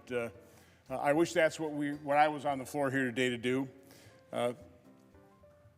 That not being accomplished, what I was hoping to be able to do is once again offer a unanimous consent request to pay the people that are working. Came down to the floor 2 weeks ago with the Shutdown Fairness Act. Yeah, but dude, that's what the Clean CR does. That's what it does. The bill that Democrats are refusing to pass that started this whole shutdown nonsense, that's really all it does. It just keeps funding the government. It keeps paying everybody who works in the government. So, yeah, you can come up with an alternative bill that only strictly pays people while keeping whatever departments or whatever shut down. But at the end of the day, it's not going to be that much different than the original bill. So it's probably why Democrats aren't going to pass it, because they want these people to miss paychecks. They want them to get pissed off. I don't really understand why, because like I said, if you're being directly affected by the shutdown, if it's you who's missing a paycheck, you're not just going to sit back, watch CNN and just blindly believe whatever the hell they're telling you. Just in my own personal, my belief, if it were me, I'm going to want to get to the truth. I'm going to want to find out what the hell's going on. Why am I not getting paid? Who's really holding up my paycheck? Because if it gets that personal, gets to the point where it's your money that you're not getting for all your hard work, I'm just saying that I would get to the bottom of it, and it would, of course, lead you down to the road of the Democrats being at fault. And the vast majority of people who work in the federal government who vote, they vote Democrat. It's like over 90% of people who work in D.C. for the federal government and they vote Democrat. To pay the people that we're forcing to work. Just makes you wonder, Pretty is this going to sense. backfire on them? Probably. Did not include furloughed workers. The other side objected. I agreed to add furloughed workers. Worked with them over the last couple of weeks. Okay, so this was the guy. So it was Senator Ron Johnson. That's right, it was Ron Johnson. So he proposed a bill. What was it the other day? I'm sure he just now said that. He proposed an initial bill with which Democrats said no to. And the reason the Democrats the reason they gave him as to why they voted no for his bill was because he didn't include furloughed workers. So he took the bill back and he put in specifically furloughed workers, and he reintroduced it to the floor again. Did Democrats vote for it that time? Of course not. Came on the floor yesterday, offered that unanimous consent request, and there were more objections. Of course. So there's always going to be. We offered it doesn't matter what you put in there, dude. It doesn't matter. You can give them everything they want. I think Democrats are just going to stick to their guns and they're going to keep it shut down. I even think that if Republicans fully called them on their bluff and they said, okay, that $1.5 trillion worth of bullshit that you want, we'll give it to you. All right, well, we'll sign it off. Just you're going to reopen the government. We'll give you the $1.5 trillion. I bet, and I'm not saying the Republicans should do this because it's awfully risky, but I just got a feeling if we were to observe this in an alternate universe, I bet that Democrats would still say, no, we're going to keep the government shut down because it's not about the $1.5 trillion. It's about So let's proceed to that bill. Let's work out literally clarification differences. There's really nothing substantive. We're going to pay all the workers being forced to work. We're going to pay all the furloughed workers. We added contractors. I mean, we've done just about everything we could so that we were no longer punishing the people working for our dysfunction. We're no longer going to use these individuals as pawns, and the American people as pawns in this horrific partisan gamesmanship. Unfortunately, the other side wouldn't agree to get on the bill, which, by the way, that's how you pass legislation around here. You get on a bill, it may not be perfect, there may be some objections to the other side, you open it up for amendments, you work on those differences, and then you know, again, if the other side doesn't particularly like the bill, they can vote no at the tail end. They can block it then. but instead they blocked it on the front end. So we immediately went into discussions. Literally about an hour ago, I thought I had a deal where at least the primary objector of the Shutdown Fairness Act was not going to object. We've hit some snags. So unfortunately, I don't think in today's session we'll be able to offer that for unanimous consent request, but I do want to tell my colleagues we are still working hard and do everything I can to accommodate, to clarify the bills, to let the folks on the other side know, we're not creating a slush fund. We're not giving the president discretion to use this money wherever he wants. We're not excluding certain workers. We're not giving the president the ability to include or exclude. We're including all the workers. So again, I will continue to, and my staff is working overtime. God bless them, doing everything they can to be able to offer this. If we don't have a deal tomorrow, at least, I'm literally hoping and praying that folks on the other side of the aisle will, at a minimum, stop using federal workers, the American public, as pawns in this partisan gamesmanship. All right, so there we go with that. So I was looking into who Trump referenced as to the quote-unquote grim reaper of the federal government. It's Russell Vought.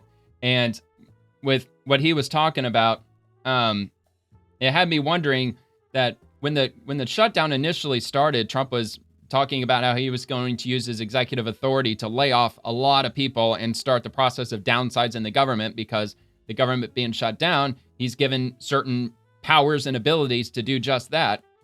But I haven't heard Trump talk about that in a while. I know he's got tons of irons in the fire. I know he's working on a ton of shit. But it makes me wonder, is that something that Trump is still going to do? Because I believe he was going to use that as a something to bargain with against Democrats, that if you don't get the government open, we're going to start the process of laying off tens of thousands of workers, because obviously we can't afford them if the government is shut down and we're not issuing paychecks to these people. So we'll just permanently lay them off. That way the taxpayers aren't on the hook so heavily when we finally reopen the government. So, but anyway, I came up with this. Let me find it. All right. So Russell T. Vought, he's the person Donald Trump referenced to as the grim reaper of the government. As the White House budget director during Trump's administration, Vought played a central role in the 2025 government shutdown by freezing spending, threatening mass layoffs of federal workers, and pushing cuts to programs like foreign aid and public broadcasting. Trump highlighted Vaught's influence through a video meme he posted showing Vought as the Grim Reaper striding toward the Capitol, while Trump plays a cowbell set to a parody of Don't Fear the Reaper. With lyrics like Russ Vought is the Reaper.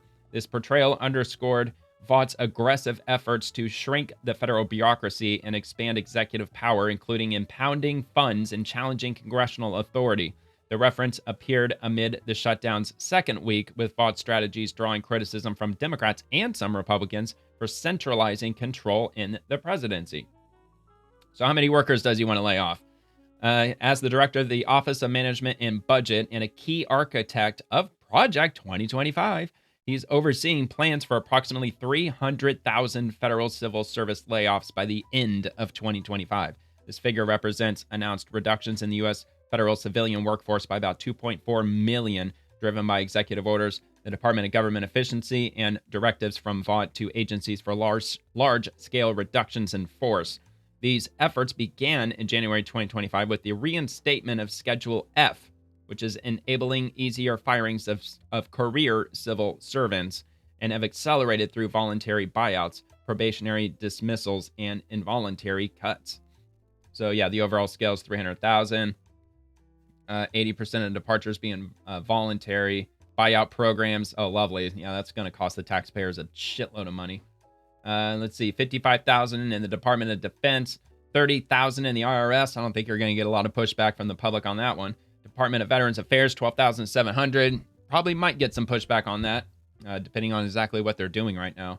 USAID, no pushback except from Democrats on that. 10,000, 10,500 from the post office. Yeah, I mean, hasn't the post office not been profitable, like, in what? In its entirety, probably? I mean, I know the post office, it's been a financial black hole for a long time. Although, again, I'm not an expert on that. I just what I've heard in passing over the years. Department of the Interior, 9,700, and 21,000 in Department of Agriculture. So the cuts aim to shrink the bureaucracy, replace civil servants with political appointees, and align agencies with administration priorities, drawing from Project 2025's blueprint to deconstruct the administrative state. Legal battles, including Supreme Court ruling in July, allowed RIFs to proceed and have enabled much of this through some, e.g. 950 and Indian Health Service, were later rescinded. So yeah, it makes me wonder, how come Trump hasn't unleashed Russell Vought onto the federal bureaucracy just yet? Although it did say up here at the top that they're talking about the end of 2025. So yeah, I know I read that up here somewhere. Yeah, here we go. 300,000 federal civil service layoffs by the end of this year.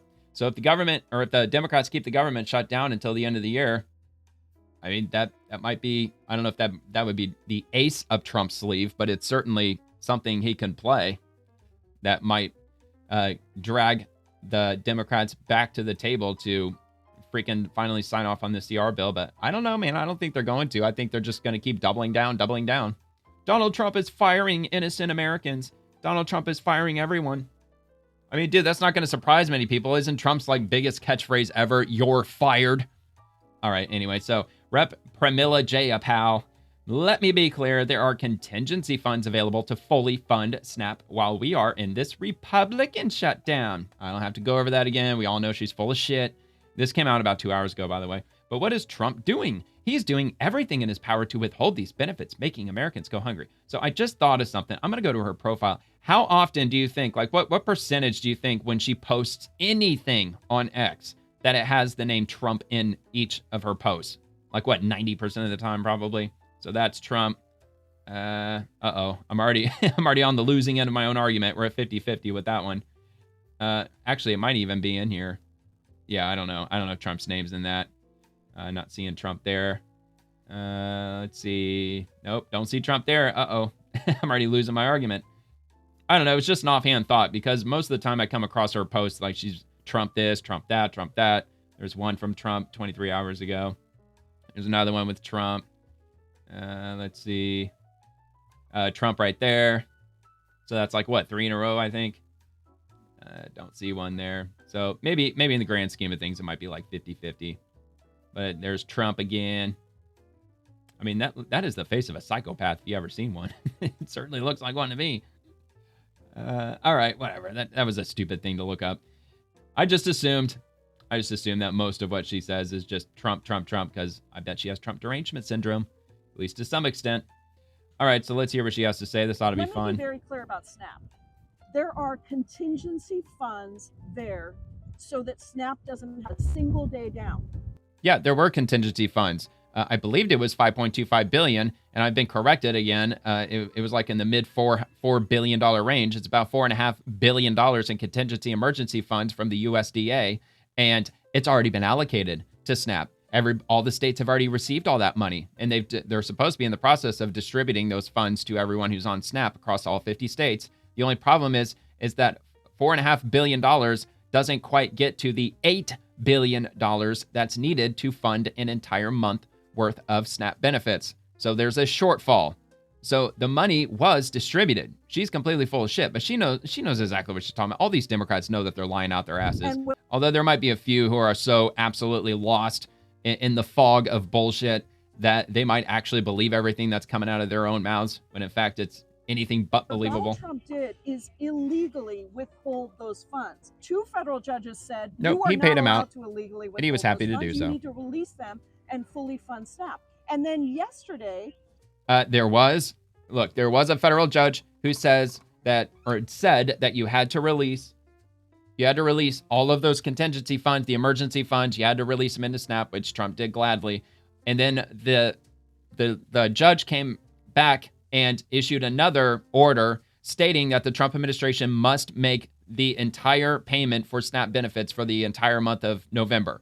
Trump administration said, we only have $4.5 billion in emergency funds. We don't have the money to fund the entire month. There's like a $3.5 billion shortfall. And the judge said, and I'm paraphrasing, I don't care where the money comes from, just find it. Like, you got to get the money from somewhere.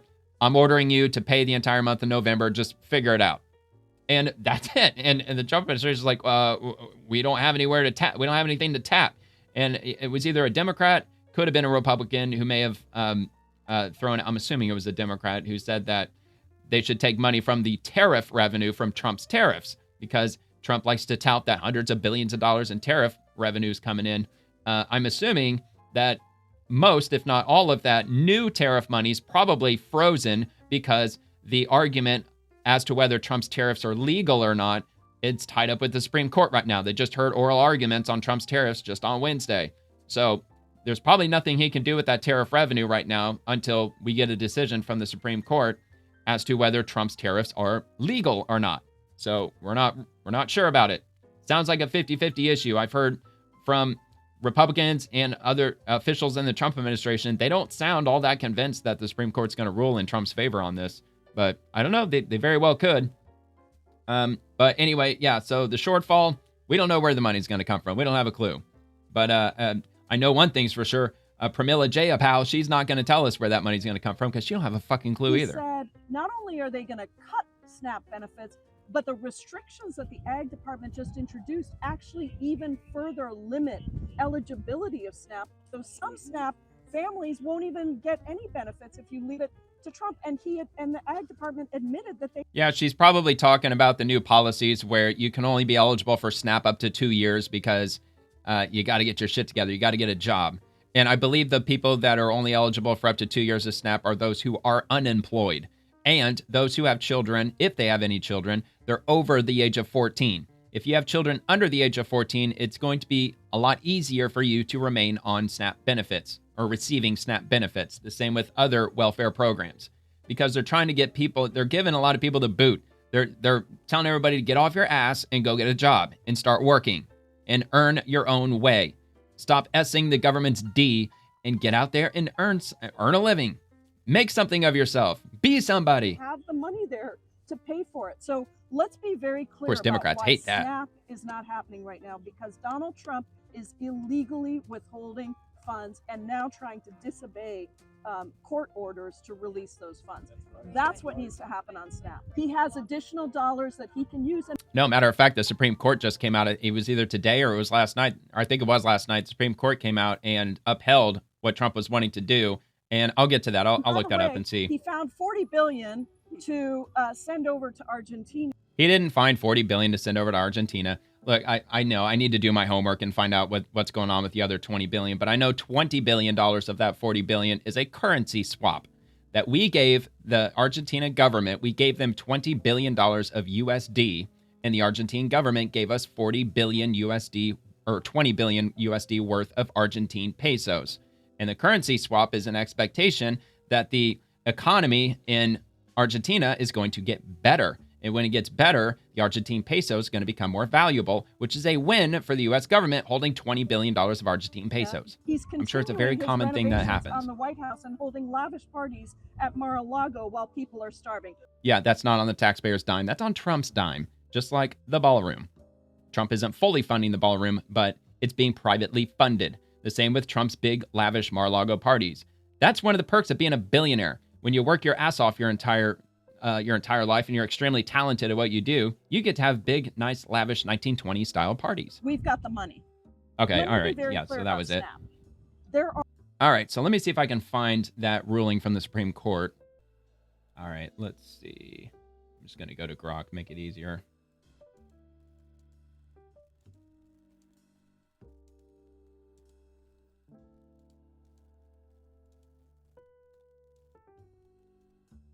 All right, I'll let it do its thing. It usually takes a minute, and we'll just move on to the next thing. Congressman Randy Fine. Democrats are in the minority because America voted for the Republican trifecta.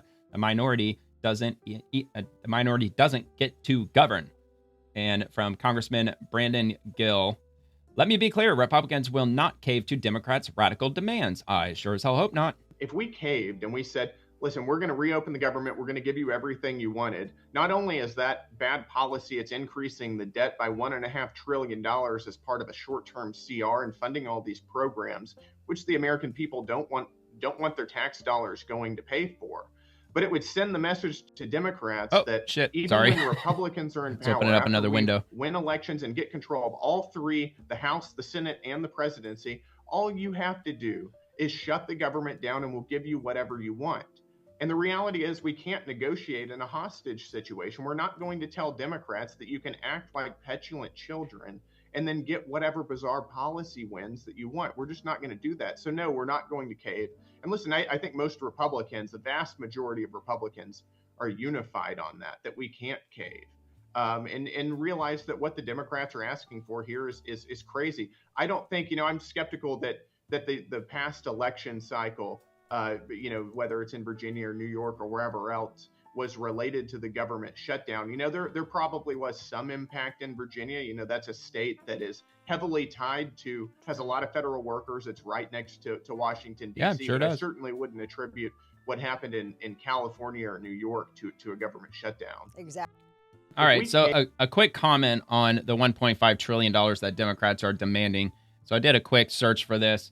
There's 153.8 million individual income tax returns filed in the United States. So essentially, there's 153.8 million people who are working and paying taxes in the U.S. I get there's corporate taxes. I understand there's other entities that pay into the tax system.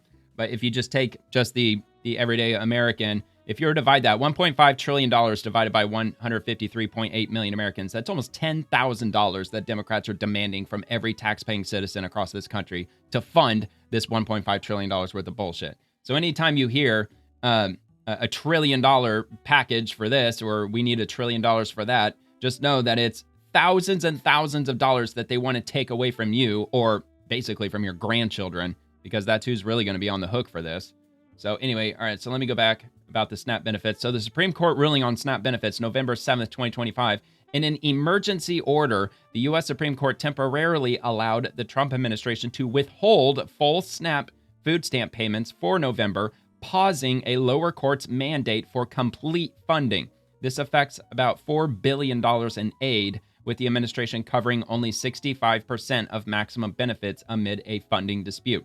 And the reason for this is because of what I already said. There was $4.5 billion that they had in emergency funds through the USDA, which wasn't, I don't think that was earmarked for SNAP specifically. Well, actually it was, but it was only during a time of an emergency. A government shutdown isn't an emergency because all Democrats have to do is just vote to pass the simple spending bill. That's not, I don't think that warrants a national emergency if Democrats are throwing a hissy fit because they won $1.5 trillion worth of bullshit. And, that justifies taking $4.5 billion of emergency money, which that money is set aside for if a hurricane hits the country, if there's a massive earthquake, any kind of national or a natural disaster that were to unfold. That's what that $4.5 billion is supposed to be used for, in case something like that were to happen. But the federal court ordered the Trump administration to take that money and disperse it into the SNAP benefits regardless, which is 65% of the benefits that can be dispersed for the month of November. But there's still about a $4 billion shortfall. So, and the Trump administration told that judge, where do you expect us to get this money from? If you tell us where the money is, I'll go get it. We'll go get it and we'll fund it. I mean, Trump's already been clear about that. He said that he would love nothing more than to take the epic win with regard to funding SNAP, because the Democrats are not getting off their asses and doing it. So he'll take it upon himself to do it. He just doesn't know where that money is. And that federal judge said, I don't care where the money is. Go find it. You have to fund it no matter what, which doesn't make a lot of sense. I mean, if you can't tell us where the money is, how are we supposed to be able to fund it? Because if Trump were to do that, if he's like, oh, okay, well, we'll dig around. Okay, well, there's $4 billion over here. We'll just yank it out of that program. Then you'll get another federal judge that says, that's highly illegal. That's an act of Congress. You can't take money from that because you don't have the authority to do that. And that's the rock and the hard place that Trump finds himself. So he went to the Supreme Court, or the Trump administration did, and Supreme Court sided with the Trump administration, essentially saying that, look, we don't know where the money's going to come from either. So for the time being, don't fund it because we don't know where the money is. So that's at least my interpretation of the Supreme Court ruling that happened yesterday. So it looks like anybody who's on SNAP benefits, they're fully funded for about 2 weeks. They're going to be funded until just before Thanksgiving, but then their benefits are going to run out. Doesn't mean that everybody is going to stop getting benefits, because it depends on what state you live in. The federal government gives SNAP benefit money to the individual states, And the states, it's their responsibility to disperse the funds. So it's on the state level who issues SNAP benefits to those who are on SNAP. So there will be some states that have a surplus in money. I know Florida is one of them. We operate on a state surplus year after year.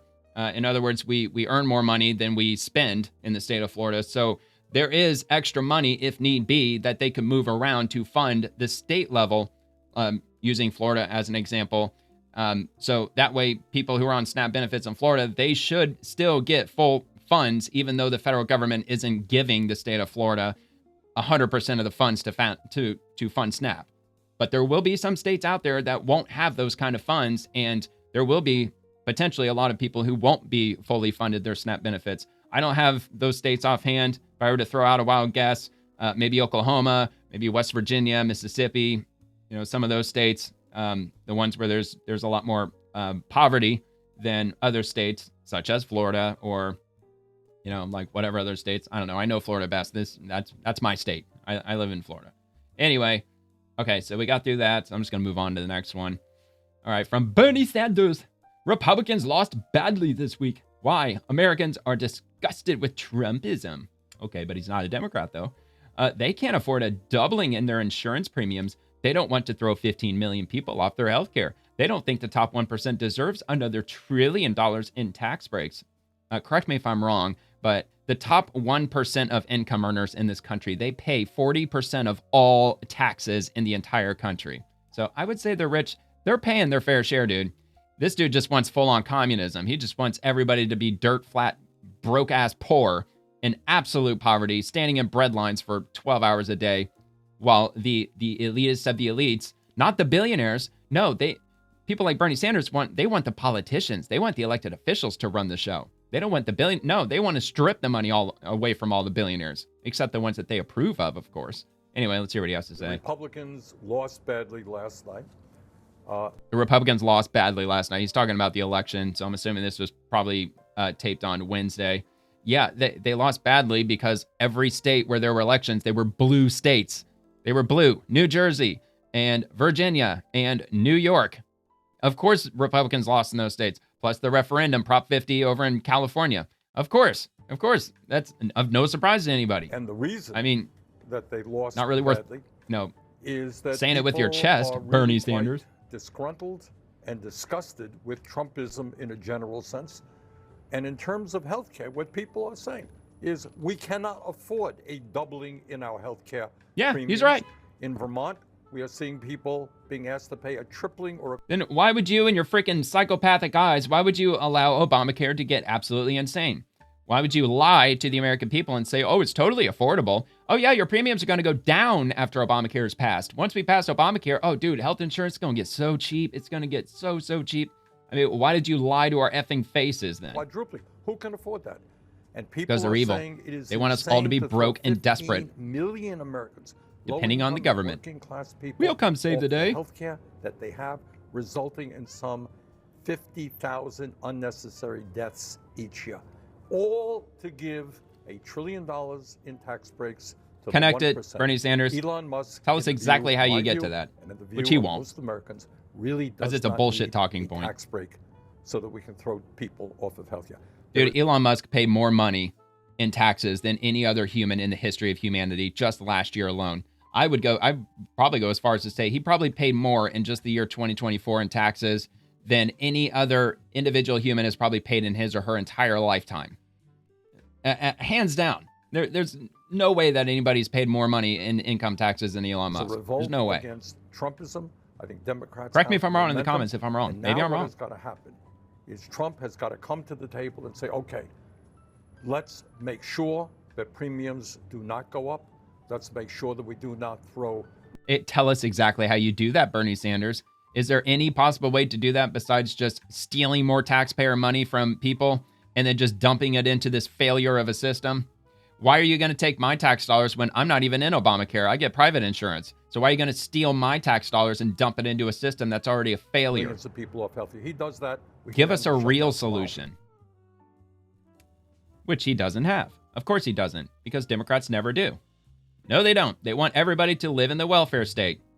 And I believe if you're on welfare, You can't have more than like, what, $2,000 in assets to your name, something like that, or else they'll kick you off of welfare. So that's how strongly they want you to literally have nothing. They want you to own nothing and be happy. Senator Gary Peters, another Democrat. It's a very simple compromise. Protect existing healthcare credits and end the shutdown. Yeah, protect our bottom line. Protect our special interests. We must take action on rising costs for families who are shopping for their healthcare right now, and we can end this shutdown. Yeah, how about we just start by repealing Obamacare, which unfortunately we're probably a little too late to be able to do that at this point. If you just simply repeal Obamacare, I don't see how that isn't going to be a short-term disaster. But all I'm saying is that no, don't keep funding Obamacare. It's a losing situation. Let the subsidies expire and let everybody's premiums skyrocket, and insist that Democrats have to own this because they do, because it is Obamacare. And I guess we'll just, I guess have to let it organically sort itself out. I don't even know how you fix the situation, but I know dumping money into it forever isn't going to fix anything. It's only going to make it that much more of a nightmare for everybody. Too many Americans are struggling to choose between food or gas or health care. And it's not just Americans in blue states, let's be clear. Every one of us have families that are experiencing this now in our states. But we can take action today to give our constituents some immediate financial relief and prevent them from being priced out of the insurance market. All we need is a very simple extension of a law that's already existed for some time. And we can do that right now. And we can open up. What's the law that's existed for some time? You notice how he conveniently just jumped right over that? I'm going to go back because maybe I missed it. Them from being priced out of the insurance market. All we need is a very simple extension of a law that's already existed for some time. And what we is can do that right now. And we can open up government right now. We can pay employees. We can move this country forward if we do that. See, you notice how they never offer anything. Like, I'm already starting to figure out what I'm going to title this video. That Democrats, they give zero solutions. They don't offer anything. They point out problems that are as obvious can possibly get, but then they don't give you any solutions whatsoever. We need this and we need that. The end. All right, Rep. Tim Kennedy, another Democrat. I am reminded every day why Buffalo is the city of good neighbors, but in times of need, our community truly steps up to fill the gaps. Donald Trump should take a page from our book. We don't turn our backs on people who need help. We lift each other up. We show up and we make sure no one gets left behind. That's what real leadership looks like. So he probably showed up, he got a selfie, and then he immediately got into his car and left. Well, okay, to be fair, he was there for 40 seconds to take a video. But also, there's a lot of Republicans who are in their home districts, and they are organizing food banks and food drives. They're doing all that, too. I've shown those videos, too. So, anyway, let's see what he's got to say. I'm here at Kaz Park in the heart of South Buffalo, the city of good neighbors, giving back to our community. He's giving back wearing a suit. Where's your t-shirt? Where's your cargo pants? Like, where's your rolled up sleeves and your dirty hands? With a food drive it's full of shit. Today. Unfortunately, this is necessitated by the fact that Donald Trump and congressional Republicans continue to shut down this government. These people are such sleazeballs, man. Release the funding that will freaking feed 42 million people in America, even with a judge's order to do so. Nobody believes you're doing a damn thing out there, dude. Trump, move the money, feed the people of this nation. Anything less is a total outrage. And then he hit stop, and then he hit post, and then he got into his car and he immediately left. That's exactly what he did. All right, Senator Mike, is it Crapo? I'm going to go with Crapo. I need to look that up because I come across his posts often. I don't want to say Crapo because it doesn't sound good, especially if that's not actually how you pronounce his name, Crapo. Anyway, so if the temporary Biden COVID bonuses expire, the American government is not going to stop subsidizing Obamacare. Taxpayers will still spend over $1 trillion subsidizing Obamacare through premium tax credits. We need to address that problem. I mean, if that's really true, that is a problem. And despite the confusion that has been created here, the original Obamacare subsidies don't expire. Let's make that very the original clear. Look, yeah, the 3-year extension that everybody's arguing about right now, it was passed by Democrats under the Biden administration in 2022, and Democrats, not Republicans. The Democrats set a 3-year timeline on it, which is due to expire at the end of this month. and that was a COVID extension of the Obamacare subsidies. But I'm not aware of what he's talking about here. The only thing expiring is temporary COVID-related enhancements that the Democrats themselves made I told you. temporary. Because I told The you. Democrats are the ones who set the expiration date that we're debating today. I haven't seen this yet, by the way. Without extending these COVID enhancements, taxpayers will spend $1 trillion over the next 10 years subsidizing Obamacare premiums.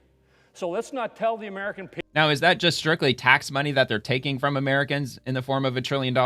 Or does that include the amount of money people just have to pay for healthcare in general, whether it's their premiums or deductibles or all of that other nonsense? That the American government is going to stop subsidizing the failed Obamacare premium system. Over $1 trillion is going to be spent subsidizing it. We need to address that problem. Yeah, if you're correct on that, yeah, we absolutely should be addressing that problem. I'm not aware of that. I haven't seen anybody else bring that up. Not to say that it's not true. I just haven't seen that mentioned anywhere else up until now. Rep. Frank Pallone, soft isn't the right word. We've missed 2 jobs reports because of Trump's shutdown. Oh, it's all Trump's fault, as always. If he kept the government open, Americans would see cold, hard numbers, proving that Republican policies are presiding over a crumbling labor market. And he's replying to Aaron Rupar, who I believe is a lefty lefto. Kevin Hassett, to be sure, the labor market is a little bit softer right now.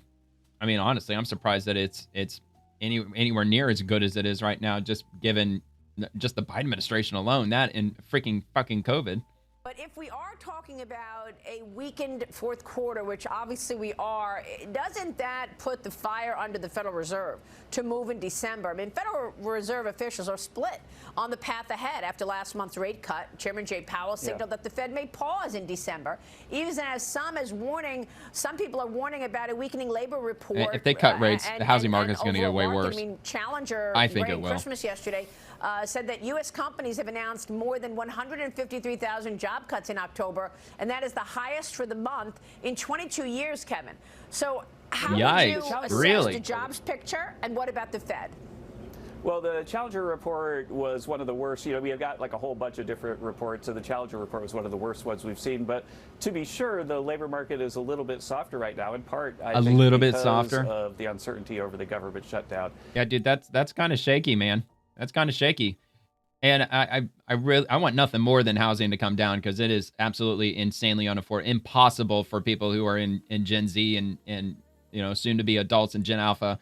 But I don't want it to happen that way. Not like it happened in 2008, where unemployment went up to like, what was it, 14% or something. That triggered all of those, all the people unable to afford their mortgages and getting foreclosed on, like by the millions. Definitely don't want that to happen. Yeah, a little bit softer. I mean, that's a little bit of a scary number, dude. Especially if what she said is true, that it's the highest in 22 years. Good grief. Congressman Robert Garcia. So I've seen him earlier in this video.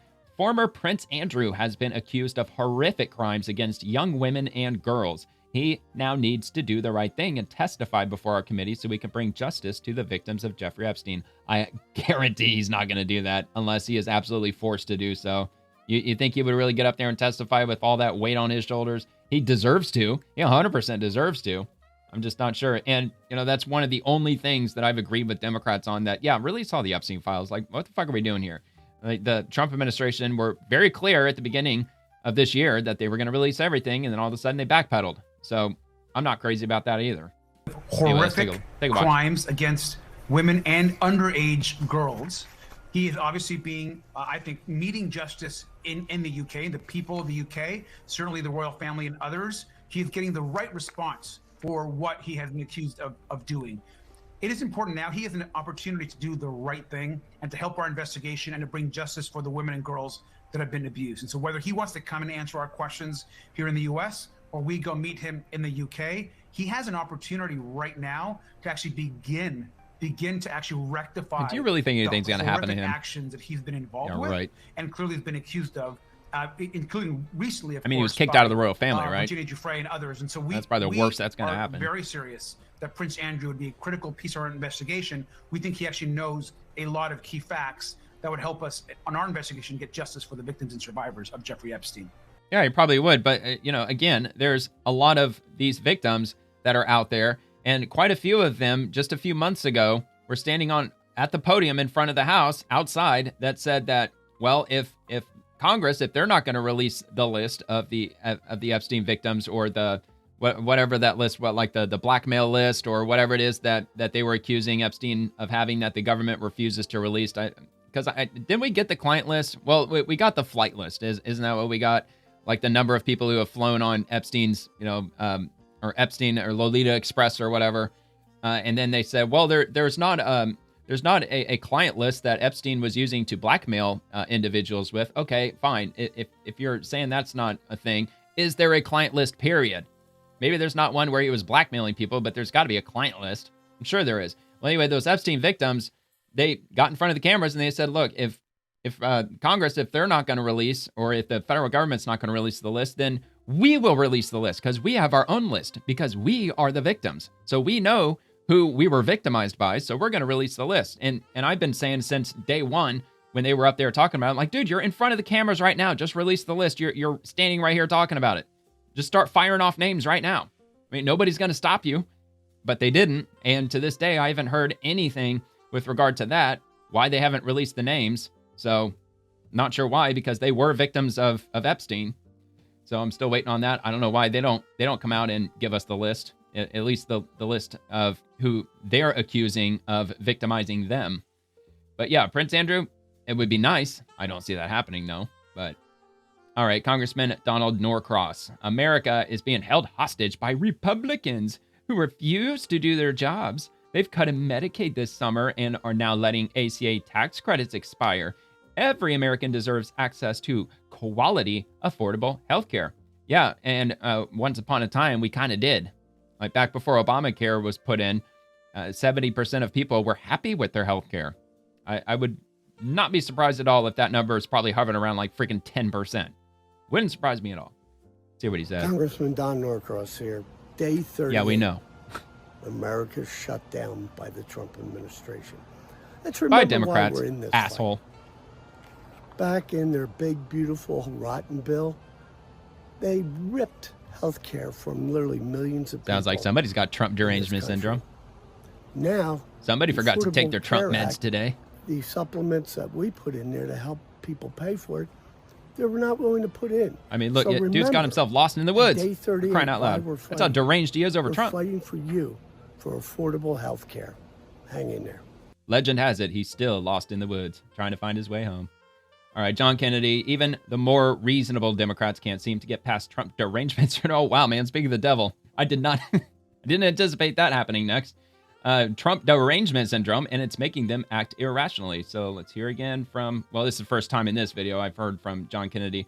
I did play a video with him yesterday where he was talking about the filibuster, and he's not going to be on board with it. He's not going to be on board with it, and his reasoning for it is that it's more important that we retain the Senate and we prevent Democrats from taking over the Senate, and then we won't have to worry about the Senate or the Democrats weaponizing the Senate because they don't have a filibuster in place anymore, and then they start packing the Supreme Court and adding 2 states to the union and all that stuff that Republicans are worried about. But my argument against them was like, dude, if you nuke the filibuster and you hold the Senate and Democrats don't get in, either way, it doesn't matter. Like whether if the filibuster's nuked or not. If the Democrats are not in power, they're not in power. So what difference would that make? And if anything, it would be even better for Republicans if you retain the Senate and still didn't have a filibuster to worry about. But anyway, so let's hear this. Do you ever hear any conversation in the hallway among your Democrat colleagues, maybe the senators from Virginia, others who tend to be slightly more centrist, who are at all concerned about what's happened to the Democrat Party? I mean, they won, Tuesday night, but where is this going? Yes, I do hear it. A lot of them are scared. They see that the loon wing, the socialist wing, whatever you want to call it, the Bolshevik wing of the party is taken over, and they're scared of that wing of that party, and many of them are scared to say anything. But others, even the moderate, I don't think they're so-called scared, dude. moderate I think they Democrats, embrace it all now. They just have this deep, abiding hatred for President Trump. They just can't accept that he won the election. And, you know, they need to be put down their juice boxes and be adults and, I don't know, drink a big old tall glass of get over it and accept the fact that the president is the president. But they really can't. There really is something to this Trump derangement syndrome. Even the more reasonable Democrats just can't seem to get past it. I don't know if there's any statistics out there on this, but how many people have been put on pharmaceutical medication? How many people are taking drugs because they have developed derangement syndrome? Not saying that they've been diagnosed with it, because I know it's not part of the, what is that, the DSM-5 or whatever the hell that is. I know that's not on there. It should be on there, but I bet there's a lot of people going all the way back to 2016. They've probably been medicated because they've been driven so insane by their own self-induced Trump derangement syndrome.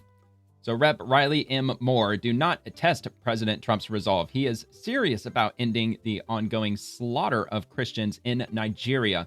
I'm asking the Nigerian government to do the right thing and partner with the United States to protect Christians and end to the slaughter of our brothers and sisters in Christ.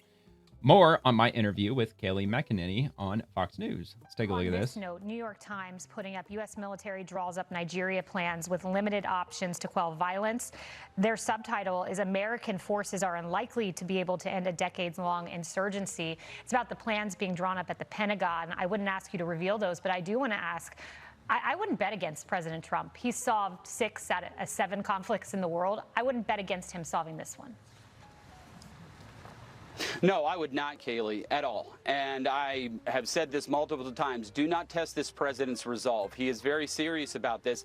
And I do want to highlight something that I've been saying constantly here, that this is actually an opportunity for the Nigerians to strengthen and deepen their relationship with the United States, where we could actually do some enhanced partnership capacity building with them to counter a lot of resources in Nigeria. Terrorist threat that they have just spreading across their country. So I'm asking Nigeria, do the right thing here. Partner with the United States. Help us protect the Christians in your country, and we will help you. This doesn't have to be all sticks. It can also be carrots here. Or we do have these kinetic military options on the table, which the president has made very clear he will consider. Wow. Congressman Riley Moore, thank you.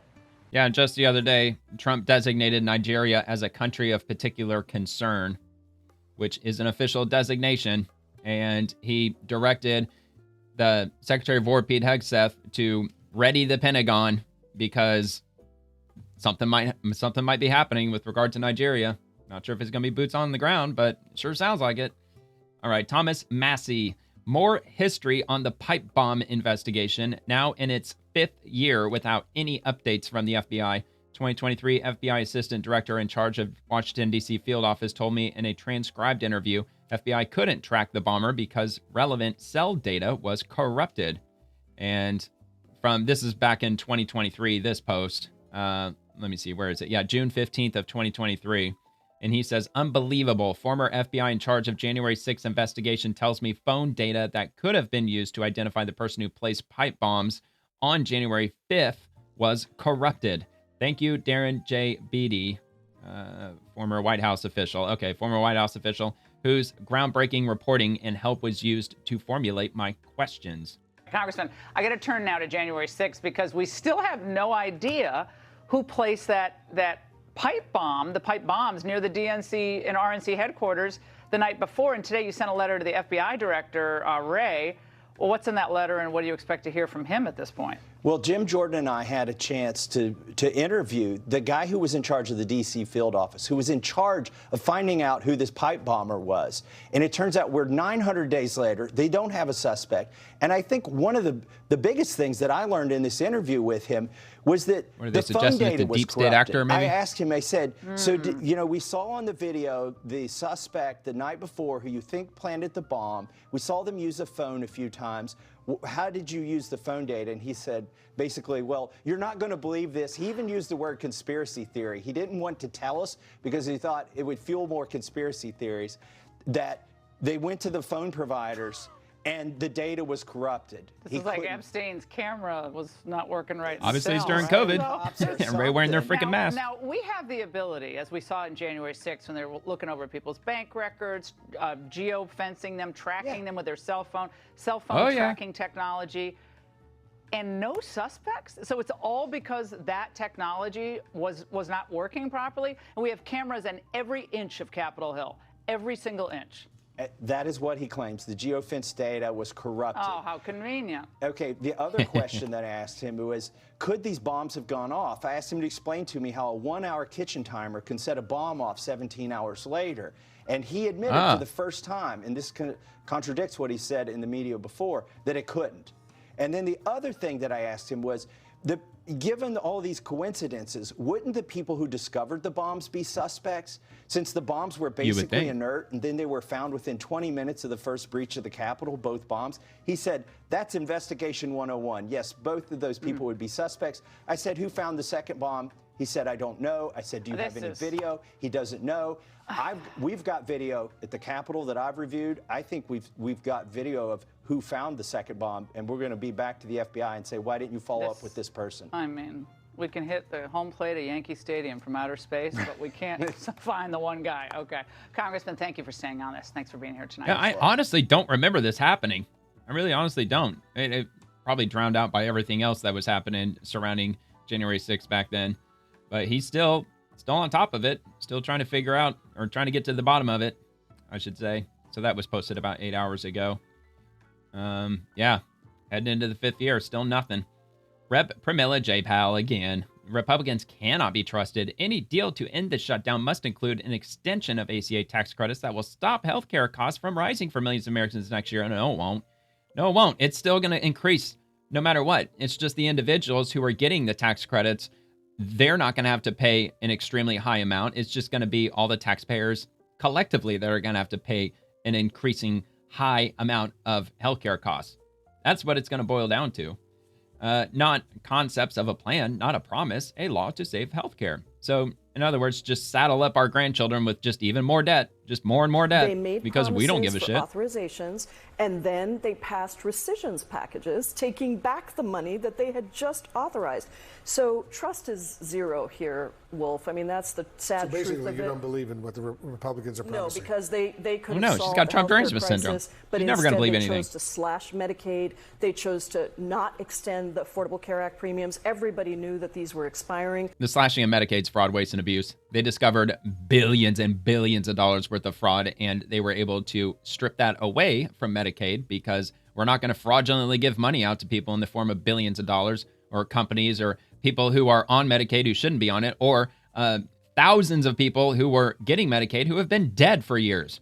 So there were lots and lots of money that they have found that was going into the Medicaid system that had no business going into the Medicaid system. So they took out those funds because they don't need all that money going into Medicaid, because they got rid of a lot of fraud, waste, and abuse. But Democrats like to spin it and make it sound like, oh, there's millions of people that are not getting Medicaid now because the evil big bad Republicans stole it away from them. They have Ain't refused true. to do that. We could end this today with a real negotiation. To date, Hakeem Jeffries. Yeah, we could end it all. It's called repealing Obamacare. That's what it's called. And John Thune and Mike Johnson and President Trump have not sat down to actually negotiate, not to just posture, but to negotiate something that will bring the Democratic votes on board. That is the responsibility of the Republican Party. No, it's not. I think that what they're saying is very reasonable. Pass a clean CR funding bill that Republicans added nothing to it whatsoever. Democrats have already voted on that exact same identical bill 13 times over the last 5 or 6 years. Just pass the bill, get the government reopened, and we'll immediately sit down and try to work out this healthcare nonsense that y'all started. And this comes from TSA. One has $40 left in their bank account. The other is literally sleeping in their car. Many are getting their eviction notices, end quote. Deputy Administrator Adam Stahl joined CNN to discuss the impact of the government shutdown is having on the TSA workforce and traveling public. And this is on CNN. Chrissy, thanks so much, sir. Appreciate it. Let's bring in Adam Stahl. He is the TSA Acting Deputy Administrator. Adam, we've heard in the past few days about TSA officers So there you go. CNN's already reporting on it. Duffy, up to 20% of flights could be canceled if the shutdown lingers. And they might follow that up with the timeline, but I believe I read that it could be as soon as next week, I think. But don't quote me on that just yet. Who've had to take second jobs, had to resign altogether because of the strain of missed paychecks. What are you hearing from TSA officers right now? They're pissed off. Jake, thanks so much for having me. So you're 100% correct. These officers have really showcased tremendous dedication, professionalism, and resilience, and I want to start with that. They've really done an incredible job for the past 37 days without getting paid. But to your point, they are frustrated. This has had very real financial impacts on them. I wonder if he's getting paid still. To two TSA officers specifically. One has $40 left in their bank account. The other is literally sleeping in their car. Many are getting their eviction notices as well. So this is not only having very real significant impacts for the American travel. Look, now's not the time to be delivering, tough talk and tough lessons. However, if you're a government employee that is susceptible to government shutdowns and not getting a paycheck, that just has to force you to be very fiscally responsible with your own money and have one of those like personal 6-month plans that I think, I don't know, economists, I don't know if it's like economists, but like people who like it's common knowledge that as an adult, you got to set aside, I think it's like six months worth of personal savings in order to cover all of your bills, your rent, because life throws all kinds of shit at you. A lot of wrenches can get thrown into life. Whereas like just losing your job alone, that's going to be the most common one. And if you get furloughed or you lose your job or if the government shuts down, then you've got, 6 months to carry you. But I've even heard that, it should be a year, that you should have a year's worth of savings saved up. But that's not reasonable to most people. I mean, even 6 months is damn near impossible for most people because it's just all these bills that we have that, people way back in the day, our parents or our grandparents didn't have to worry about, paying everything a la carte and, this subscription and that subscription and your smartphone plan and your internet plan and like all this nonsense that most people they just feel like they're obligated that they have to pay. And nowadays, like if you get a new car, there's a lot of cars out there. They're charging subscription plans or subscriptions just to use certain features in your car. I think most of them are still German cars, but there's a lot of vehicles like you have to pay $20 a month to access your heated seats or to get an extra 15 horsepower on your engine. When your car's already equipped with all that, the manufacturer's not going to let you tap into those features that you already paid for because you bought the damn car, but you got to pay like $20 a month to access those. And I think I read somewhere that automakers are now looking, well, they've already started displaying advertisements on the dashboard screens in your car, and you can opt out of receiving those advertisements, but it's going to cost you.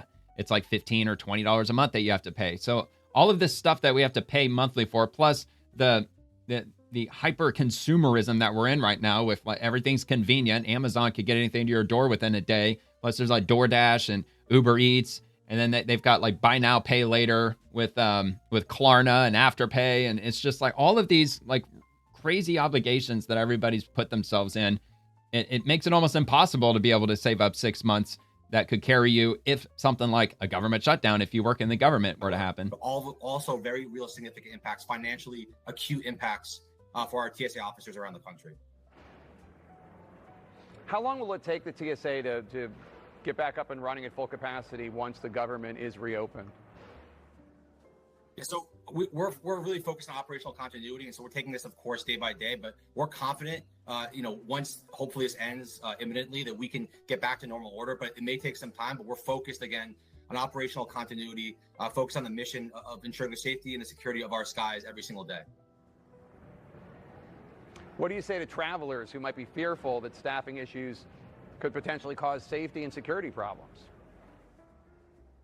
Sure. I want to say at the outset, the administration, the secretary, myself, we're deeply rent a car, I guess, to the safety and the security. If you're that worried, that's the number one security, and so we're going to remain committed to that. There will be, however, significant inconvenience. That inconvenience, we've seen isolated impacts at select airports. Houston had a 2-hour wait time last week. As every single day continues, we expect that inconvenience to grow and those lines to grow as well. And so we're really imploring folks, particularly Senate Democrats, to come back and reopen the government so we can get back to normal order. I mean, look, at the end of the day, you can't really, I don't know, like can't really hold it against them if they're not getting paid and they're still showing up to work. I mean, the only thing you could really do is commend the hell out of them for showing up and still doing their job. And at TSA, they did come out, and I talked about it about a week ago, that they do accept gifts because apparently a lot of travelers are trying to give TSA workers gifts when they're going through security.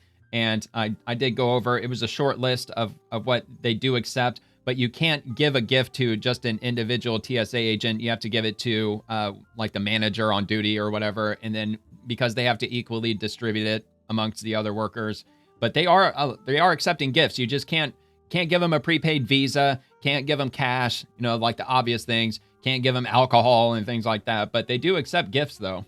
And, if you want to be nice and charitable, you're going through security and give them a big thanks in the form of a gift, you can do that.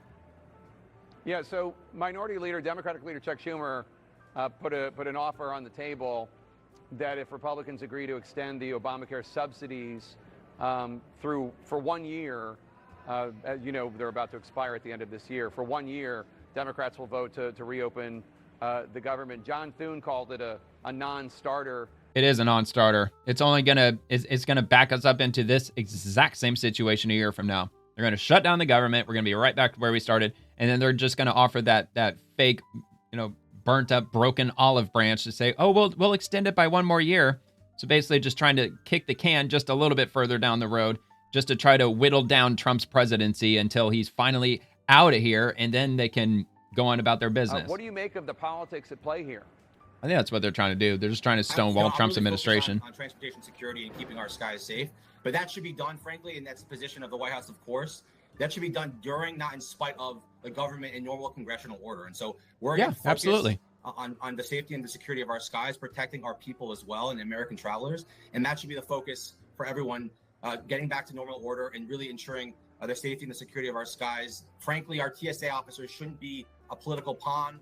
Yeah, and look, moving forward, if you want to vote for Democrats, this is what you can expect moving forward, because Democrats are not going to tame down their rhetoric. They're not going to tame down their tactics.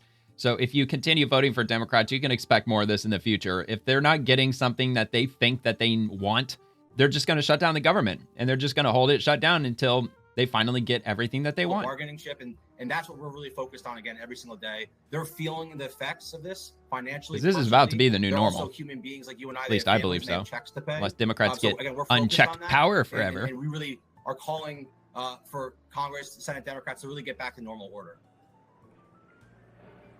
Adam Stahl, thanks so much. Breaking news from Capitol Hill. The Senate is now voting on a bill that would increase the number of federal workers who would get paid. Yeah, well, we already know that didn't happen. Okay, moving on to Secretary Sean Duffy. Appreciate the question, Leland Vittert, who is Chief Washington anchor for News Nation. Restrictions for private jets are already in place, and let me just read his first because he's responding to this, so I might as well read this first. Easy solution to ATC and shutdown delays. Ground all private jets.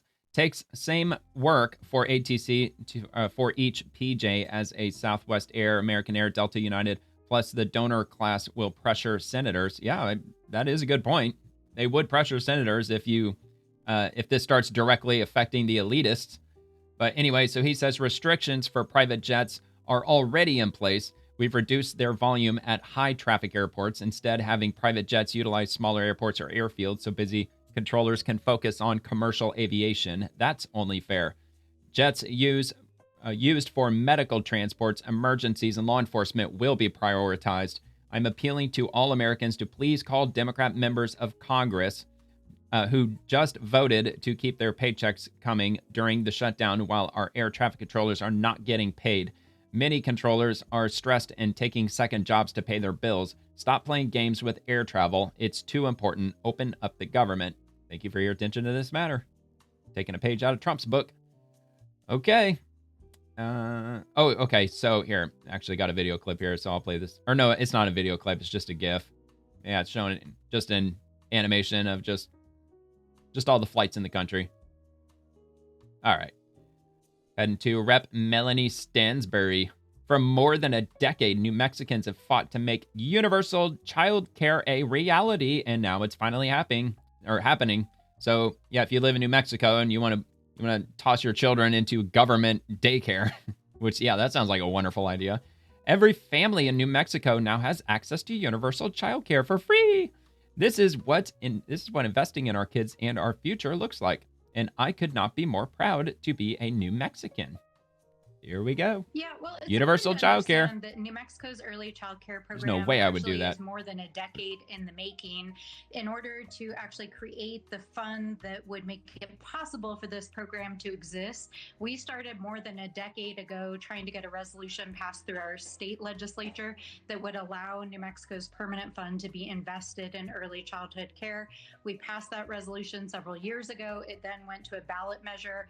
Over 70% of New Mexicans voted for universal childcare, and now the state is standing that program. Well, yeah, if it's got up. And we free didn't attached just to it. discover a couple That of tends days to ago happen. that there wasn't enough early childhood education centers. That's something we've been working on for years. Every state faces challenges in making sure that there's access to care, even in a system where families have to pay.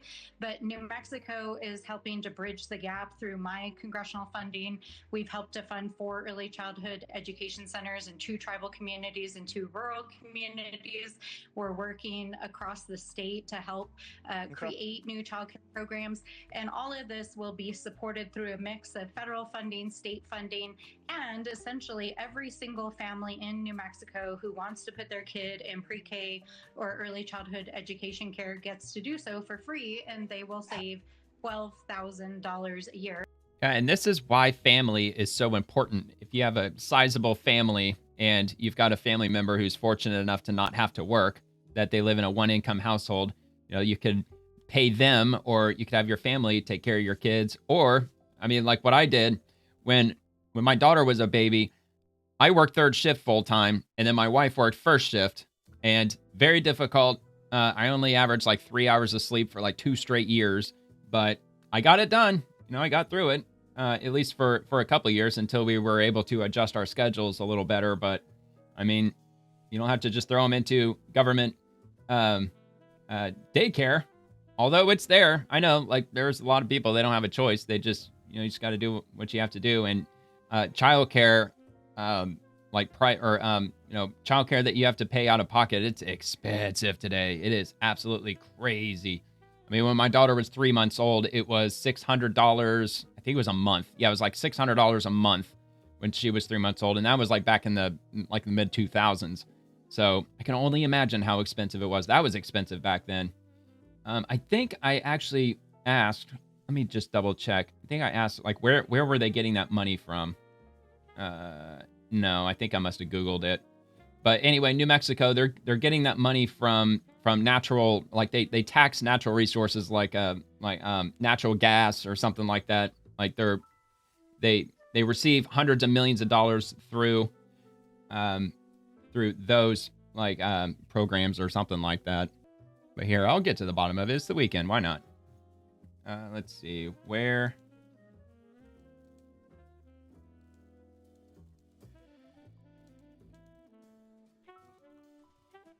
Wait, Universal.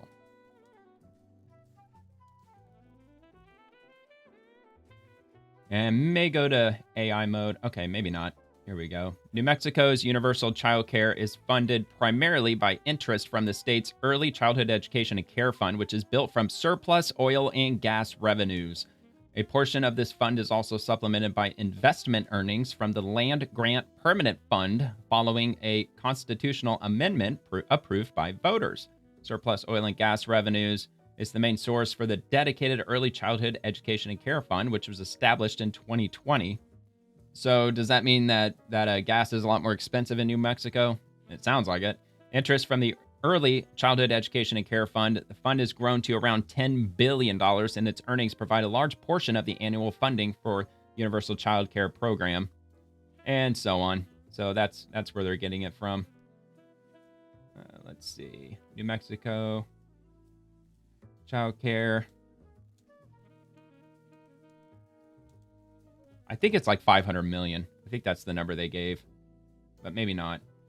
Saving families an average of 12,000, which she already said that in the video.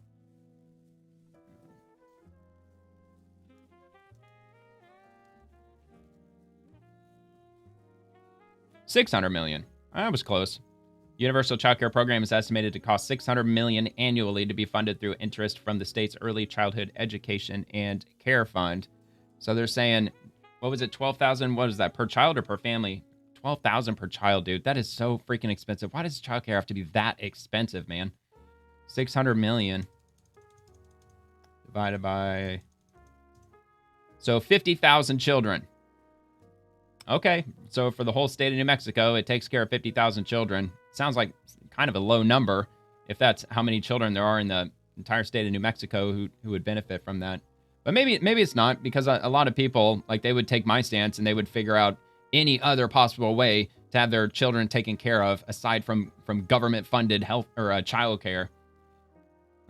I mean, obviously, ideally, you would want, you know, a single income situation, but most of us, we don't live in that world anymore, and, you know, we can't do that. It's too difficult for most. All right. So Chrissy Houlahan, when someone says that SNAP participants, quote, don't work hard enough, and quote, I know they haven't talked to a mom like Nikki, a single mother who works multiple jobs, a single mother. Dude, why'd you divorce your husband? What? Because we fell out of love, because I just wasn't feeling it anymore, because I wanted to go find myself. I wanted to go travel, and he wouldn't let me. He was giving me financial PTSD. All right, whatever. So, single mother who works multiple jobs to put food on the table. In fact, 70% of households participating in SNAP include people with full-time jobs. Other homes include non-working age or disabled participants. I'm assuming probably the lion's share of people who are on SNAP are probably single mothers, because a single-income household isn't feasible in this world. So if you have children with somebody, you stick with them. You build your family together. That will keep you out of the dependency on the government. It's not a matter of willpower. The reality is families are struggling to make ends meet, and SNAP benefits are the difference between having just enough to get by or going hungry. President Trump must follow the court's direction and release SNAP funds now. Well, he is following the direction. The Supreme Court said don't do it, so he's not going to do it. Yeah, you see how they can do that? Sometimes people do say that, you know, Two can play that game. Who are using these benefits are lazy and they don't work hard enough, or they're not looking for a job, and all of that stuff is clearly not the case. No, not necessarily saying that they're lazy. I wouldn't make that argument that they're lazy if they're working full time and they still have to receive benefits. I mean, I appreciate that they would work full time for sure. It's the other types of decisions, especially decisions to wreck your home and not stick with the person you made children with, at least until your kids are grown. I think that would be something to work on. I have a bachelor's degree. I have a master's degree. I'm doing everything I possibly Please tell us what you got your degrees in. She's not going to tell us, but I would love to know what those degrees are in. can. I've been job searching for 2 years to get back into my field. So it is.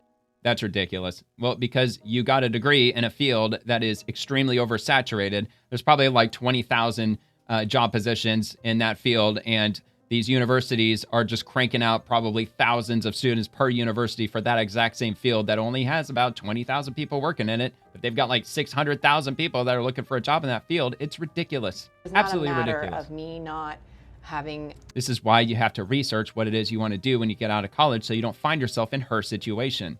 You get a degree in something that's in demand. Enough ambitions or enough willpower. It is a matter that the economy isn't working for families like me. Do I think I should be on them forever? No. But do I need them to be there for me right now to help me raise my children? Yes. Sometimes people do say that. Was that it? You know, Oh, yeah, that was it. Okay. Yeah, whatever. I already made my arguments with regard to that. All right, so moving on to Rep. Nicole Malliotakis' office. As New York City's only Republican voice in Washington, I will fight Zohran Mamdani's socialist agenda, but I won't let my colleagues cut critical funding from and further hurt the taxpayers I represent who did not vote for this. We need to fight back, and we're not going to fund the socialist communist agenda. But at the same time, to say that you're going to strip all funding from New York City when it comes to transportation, when it comes to public safety, counterterrorism. We saw this happen not too long ago with the Department of... I mean, look, if that's the way that it's going to be in the city of New York, if he's going to defund the police and give quote unquote free transportation to everyone and it all just blows up in his face, or if it ends up just turning into a really bad situation for New York, that's what the people voted for. That's what they voted for. Only 1 million people voted for Zohran Mamdani. How many people live in New York who had the ability to vote for him? I'm sure it was like 6 7, 8, 9, 10 million people. So a pretty small minority of people actually went out and voted. So if you're not voting, but you're in this situation where it's like it's hell on earth for you, this is why you have to pay attention to politics these days, and you have to get out and vote. And you got to make sure that you're voting for the person who's going to make your life better, not worse. And giving free shit to everybody never makes anything better. It always makes things worse. Homeland Security changing the formula around to punish in a roundabout way. Cities, and they were going to strip $187 million from the state of New York, including $100 million from New York City, from the NYPD, the #1 terror target in the country. Yeah, and ICE, Immigrations and Customs Enforcement, they're putting out advertisements on social media inviting NYPD officers to come be an ICE agent. I showed that, I believe it was on my Thursday episode. Thankfully, President Trump interjected, and he worked with us to get that money restored within 48 hours. But this is the type of dangerous policies that, yes, we need to push back on the Zohran Mamdanis of the world, and we will. And as the only Republican from New York City, I intend to do that vociferously and work with my colleagues and President Trump strategically to make sure that we're not funding a communist agenda. We can't hurt half of the New York City taxpayers who pay their taxes. They do everything right. They follow the law. They rejected this guy. My district overwhelmingly rejected Mamdani, and they should not be punished or hurt because of it. Yeah, I mean, she raises a fair point. She certainly does. So, all right. Well, anyway, that looks like that is all that I've got for this episode. Let me just check here. Forgot to change my settings. And all right, I'm just going to go with it. I'm just going to go to the outro music. I decided whether not to do that again, but all right, whatever. So this is the shutdown currently, 38 days, 22 hours, and 0 minutes. That's where we're standing right now. No end in sight. Probably going to go to the end of the year, probably well into next year. But anyway, if you enjoyed the video, please like the video and subscribe to the channel. It would mean a lot to me if you subscribe, and I drop a new show for the Swamp every evening, Monday through Friday. And I cover the swamp and everyone living in it, the politicians, bureaucrats, agencies, and everything else. But over the weekend, I just kind of just do whatever I want to do, whatever's on my mind, whatever I'm looking up. Like in this instance, I just wanted to go over a bunch of, just members of Congress, just videos, what they're posting today. So I did just that. So I hope you enjoyed it. And I also post daily episodes on X, so feel free to comment over there too if you'd like. Thank you so much for watching. Hope you have a great rest of your night. Hope you have a great rest of your weekend. And God bless America.